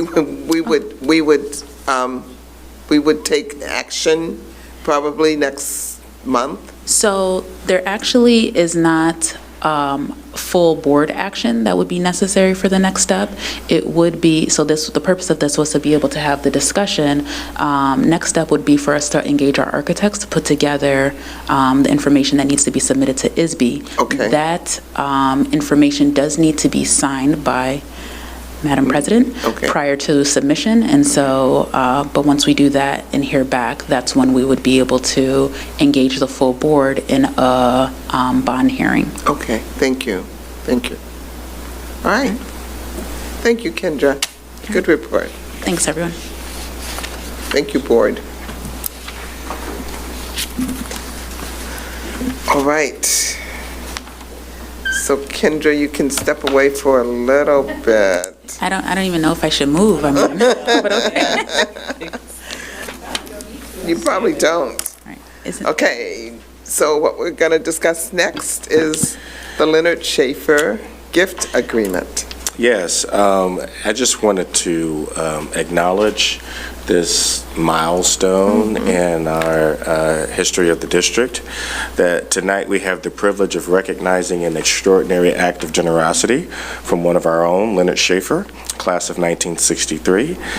Mr. Schaefer's $7 million gift to the ETHS Foundation is nothing short of transformative. It is the largest single donation in the foundation's history and represents a pivotal moment for our school community.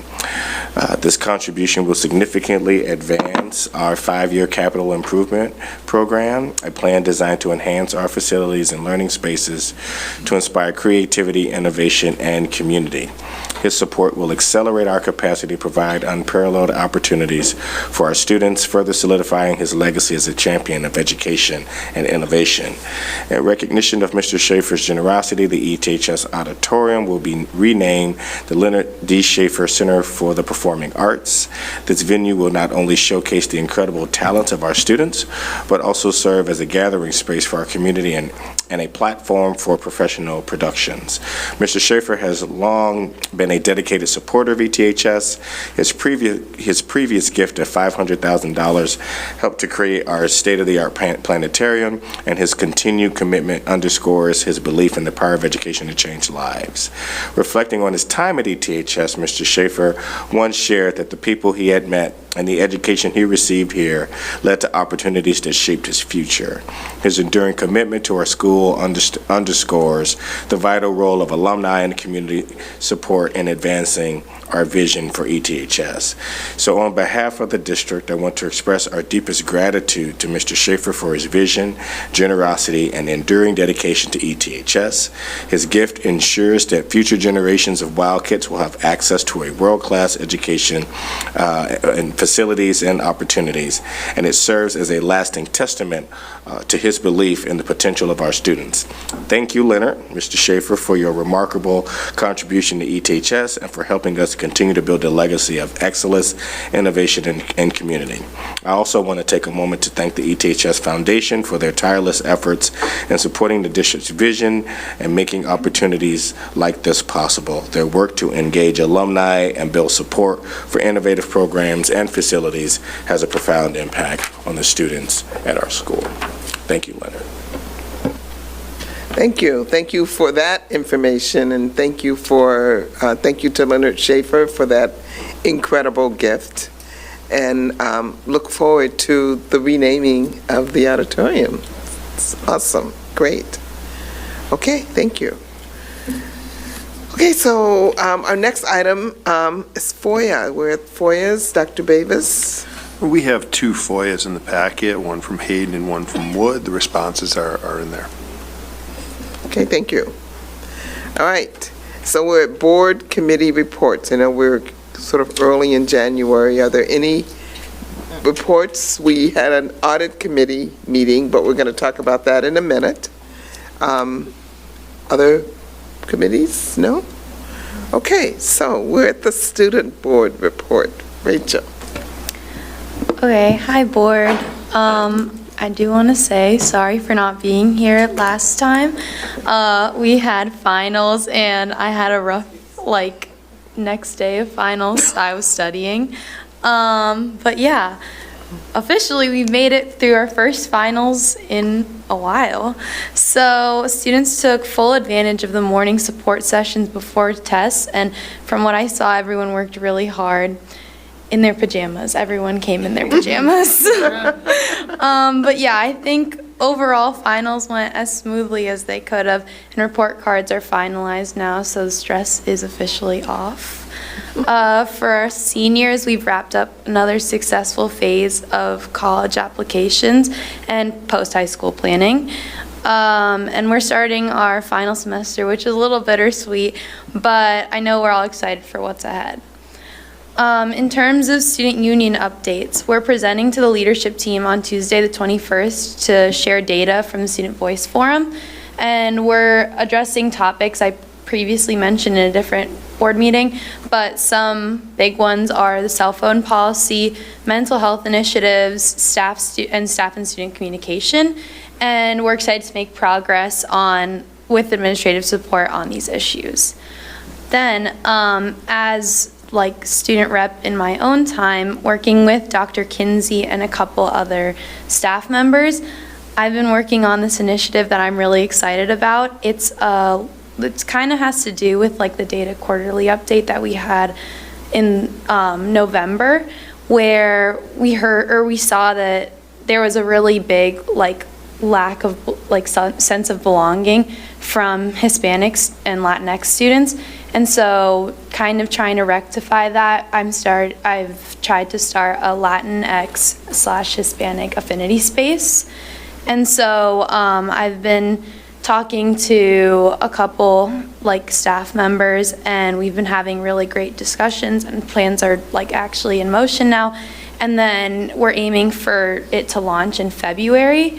So it's similar to Black, Brown, and Breathing, which is the affinity space we have currently, with a Black LGBTQ plus facilitator. And what I noticed from going to a couple of those sessions is that a majority of the students in those affinity spaces are Black students, and it's hard to find kind of that shared sense of experience at ETHS. And so what I thought to do was to split those up and try to promote that sense of belonging by creating a space where Hispanic students could find sort of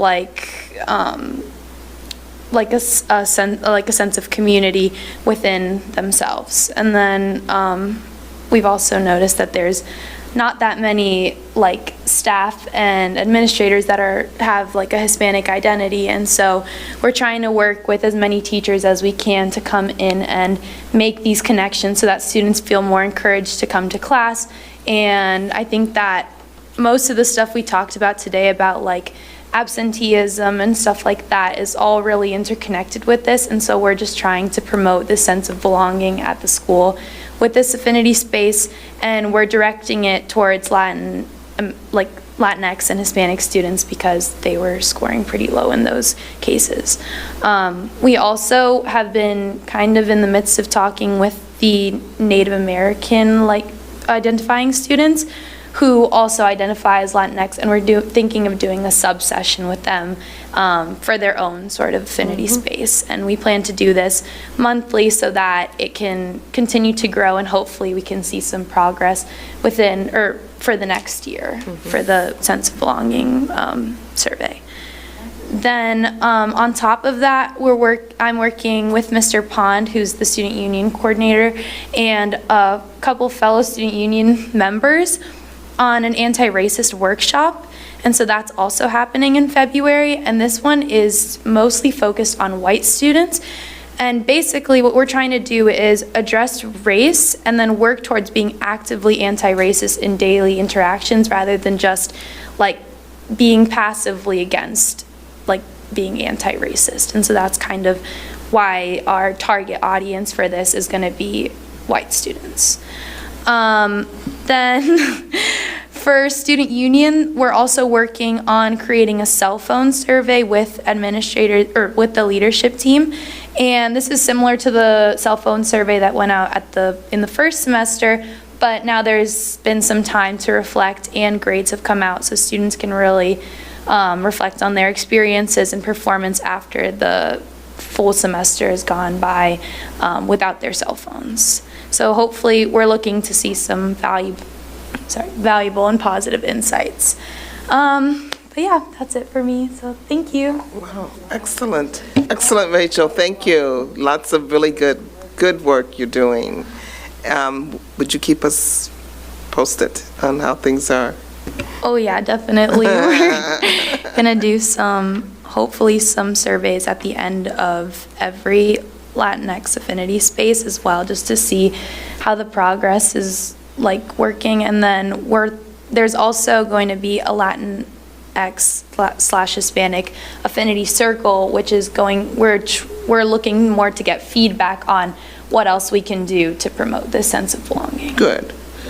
And I'm just looking forward to that becoming a part of our school district after you are away.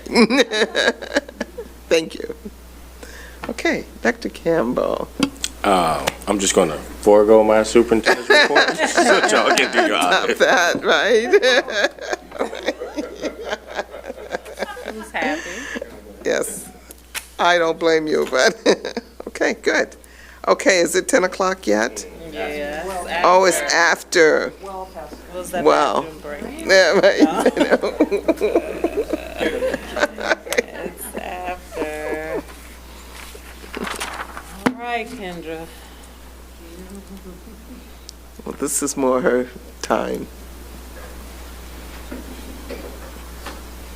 She's going to get a little help this time.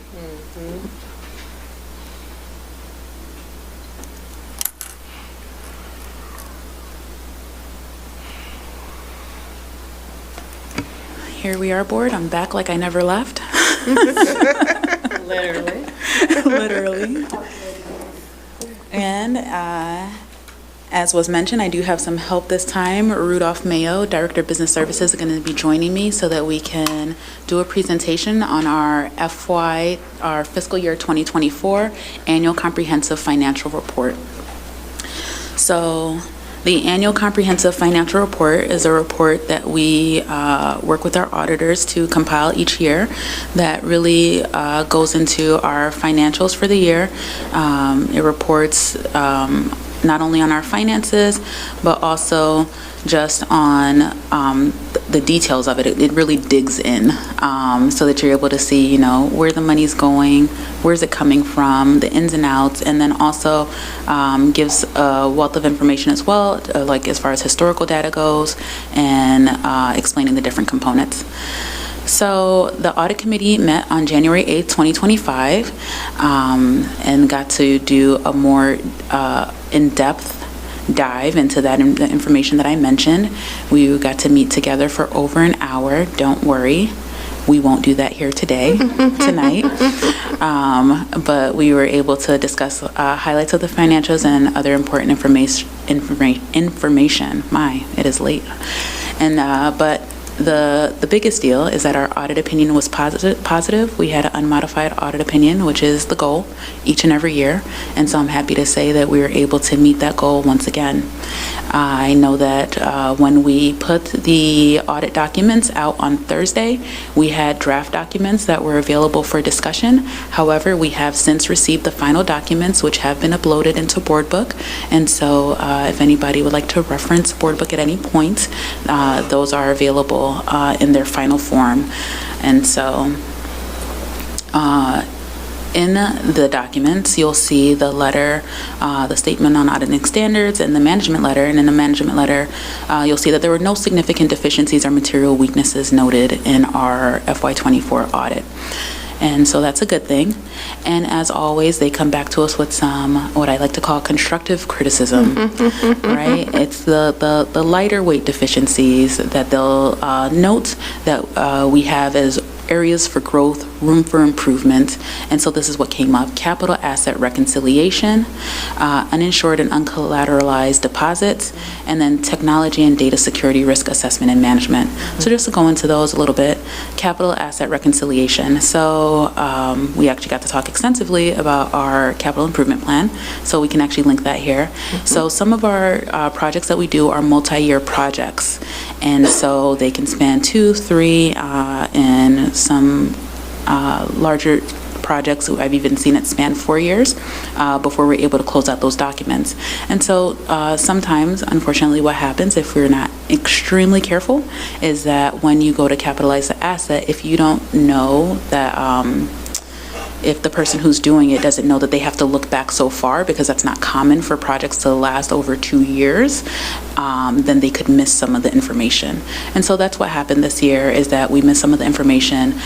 We had reported it in previous years as construction in progress, and so our auditors, delightful auditors that they are, were able to really dig in and pick up on that. I mean, they leave no stone unturned, and so we really do appreciate the work that they do and their partnership in making sure that we get everything right. It's just always so funny to me, because I'm like, it's amazing, right? But that's their whole job, is to figure out what's going on. And so that was one that they said, hey, you missed something. And so they just provided that as, like I said, some constructive feedback for us to just make sure that we're always capturing every bit of the asset when we're going to capitalize it, so that our records are accurate. The uninsured and uncollateralized deposits. So when we have money in the bank, all of the funds that are in the bank are supposed to be collateralized, and we have collateral statements that are issued at the end of each month. And so the bank is supposed to monitor our deposits and the amounts that we have in each financial institution. They all have a responsibility to make sure that those funds are collateralized. Sometimes, and it could happen at the end of the month, if you transfer money into one institution and before their team has the opportunity to assess how, what the level of funds are, there was a gap in the collateralization at the end of June. And so they made that as a note as well, to make sure that we are doing our part as well, in addition to the bank, to make sure that all funds are collateralized. So they found that there was, it was 700,000, I believe, 786. Wow. All right, Mac. So 786,000 that wasn't collateralized. Now, I will say, just in terms of anyone who's hearing this and is thinking like, oh my gosh, does that mean that we could have lost all of our money? We're talking about, no, we don't have any money that's in a high-risk institution, right? So we're talking about JP Morgan Chase here when we're talking about the bank. A bank institution that you wouldn't expect, that, between when we put the money there and when we're going to be paying our bills, that they're going to go belly up in that quickly. And so sometimes that is the timing issue of it, is that we'll put money in recognizing that we're going to have our AP, we're going to run accounts payable, we're going to pay bills, and so it's an in and out. And so depending on when that June 30th hits, then between the in and out, those are the funds that weren't collateralized. And so it's not that there's any risky investments happening when you're seeing this, and I just want to be clear about that. And then the technology and data security risk assessment and management, that's something that's on there every single year, every single client, because there's not enough that can be said for cybersecurity, right?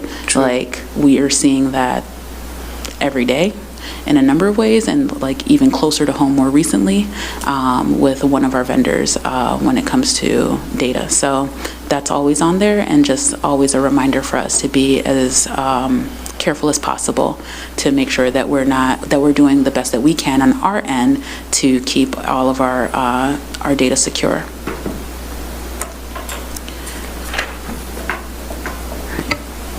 Hello, everyone. So on this slide, for FY24, we saw $140.6 million in revenue and $133 million in expenses, giving us a $7.6 million increase. This was due to higher taxes, better investments, and lower pension costs. The general fund went down $1.3 million because of less state and federal aid. The operations and maintenance fund grew by $1.5 million thanks to higher property taxes and investments. Overall, we had some wins and a few challenges in this year. Yeah, and I just want to take a moment to elaborate on this a bit, because you're seeing some down, some up, and what's what, right? And so I think one thing that I want to provide is some context around the general fund, which is down $1.3 million. And so that, in a large part, is really our education fund, right? The largest part of our operating funds. And so while we had a surplus in our operating funds, if you put them all together, which would be the ed fund, tort, working cash, operations and maintenance, and transportation, the fact that the ed fund was down by that amount definitely was a flag for us. That, in looking into it, like I said, providing some context, corporate personal property replacement taxes, we've talked about this for a couple of years now, how significantly it's gone down and how that has really impacted our numbers and really has been somewhat of a struggle, right? Because when we're talking about corporate personal property replacement taxes that were over $6 million 2 years ago, and now they have decreased by over 50%. That is, it's gone down by, I think, $3.7 million in 2 years. That's a huge gap. That's a huge gap to account for and to still be operating. And so, of course, we've had to address some of our operational costs in order to fit that, but still a struggle. And so that's just one of the things. And then at the same time that we have this revenue stream that has been so significantly reduced, we've also seen some significant increases in some of our higher expenditure lines. So whether it be some of the things that we do for in special education that have been really sensitive to the price increases, where we've seen 40% increases over the last 2 years in some of those costs. So if you're dealing with this large revenue stream going down by so much, and then some of your expenditures increasing significantly, some of your higher expenditures increasing so significantly, you really kind of have an issue there, right? And so recognizing that, we've been doing some work this year to address that and to make sure that we're bridging the gap to the best of our ability. But one thing that I did want to be clear, as you can see, like I said, we had some wins in some areas, but I thought that this slide would be good just to kind of frame everything. So when we're talking about our operating fund balances, I wanted to focus on the education fund, operations and maintenance, and transportation fund, which are our largest operating funds. And so our board policy actually has a minimum, based on what we budget every year, a minimum that we have to have in each of those fund balances. And so here I laid out what the FY25 budget is that we have. And so what that would mean for the minimum fund balance per board policy, which for each of these funds is 33%. So that 33% is what you see there in that column. And as you can see, for each of these funds, we are above that minimum fund balance. And so I just wanted to also make sure that I'm providing that information, because I think that it is definitely something that we are actively working on to make sure that we're having our revenues outpace our expenses. Nobody wants to be in the category of having your expenses outpace your revenues, right? But then also just wanting to make sure that we're aware that we are still in a financially stable position, that we are still making sure that we have a healthy fund balance, and that that's not in jeopardy. If anything, I would actually say on the other side of this, the fund balance minimum is 33%, but at 45%, we're supposed to be developing a fund balance reduction plan. And so for transportation fund, as you can see, that well exceeds 45%. It is actually over 100% for the fund balance right now. But stay tuned next month, because when we go over the mid-year budget review, well, I'll just say that we are already in the reduction plan for the fund balance, because the way that the bills for this new vendor is coming in that we have, it's a significant change. But what I will also say is that the board, I think everyone here actually has been aware that we had some challenges with our special ed transportation in the past, and some pretty significant concerns expressed by families that we knew we needed to address. And it took us some time to find a vendor that was really able to get us in a better position, right? To where we could feel confident that kids were being taken care of when they were being transported to and from school. So we are doing much better now with the new vendor, but it does cost money. So that's the story. But like I said, we'll go into that more next month, mid-year budget review. All right, so for our debt service fund highlights, a few key points for 2024. Long-term debt, including bonds and debt certificates, went up by $2 million to cover debt payments. We're seeing that our capital needs are greater than the available funds, which is why we issued new debt this year to support building improvements. Additionally, $600K was transferred from the Ed Fund to the Debt Service Fund to help cover these obligations. This reflects our efforts to manage debt while addressing the district's capital needs. All right, a few highlights. The capital fund balance grew by $792,000 this year. In FY24, we completed several important projects, including health science lab, technology upgrades, replacing the auditorium's HVAC system. During the summer of 2024, we tackled more projects like renovating the alumni hall, upgrading the east wing windows, replacing the athletic roof. These investments are helping us improve and maintain our facilities to meet the district's needs. So I just really can't help but draw the link between the last presentation that I was up here for, right, and this one, in that we're really able to see this in practice, right? So we talked about how when it comes to capital improvement and taking care of this building, the number of ways, the number of tools that we have used in the past in order to do that. And so we talk about the debt service fund, right? And then how we issue debt in order to support those capital needs. The $600,000 that was transferred from the Ed Fund to the debt service fund, also leading to the 1.3. Because if we didn't transfer that, then that would have been less money. That would have been more money in the Ed Fund, right? But these are the things that we're doing actively, and that you can see right here in order to support those capital needs. We're not just, going to the public and saying we need more money. We are, and also, as Marcus read, about the $7 million that we received, which is just outstanding. All of those things are at play. And so I just wanted to go ahead and bring that out. Okay, so factors bearing on the district's future. So, of course, the state of the economy. Even when we talk about CPPRT, that is a reflection of how well businesses are doing in the state of Illinois, right? And so we want to see the economy doing well, because then that is a good impact for our revenue stream. But if it's not, then CPPRT is just one example of what happens. And so always just a factor that bears on the district's future. And then we also have employment contracts with mandatory financial obligations.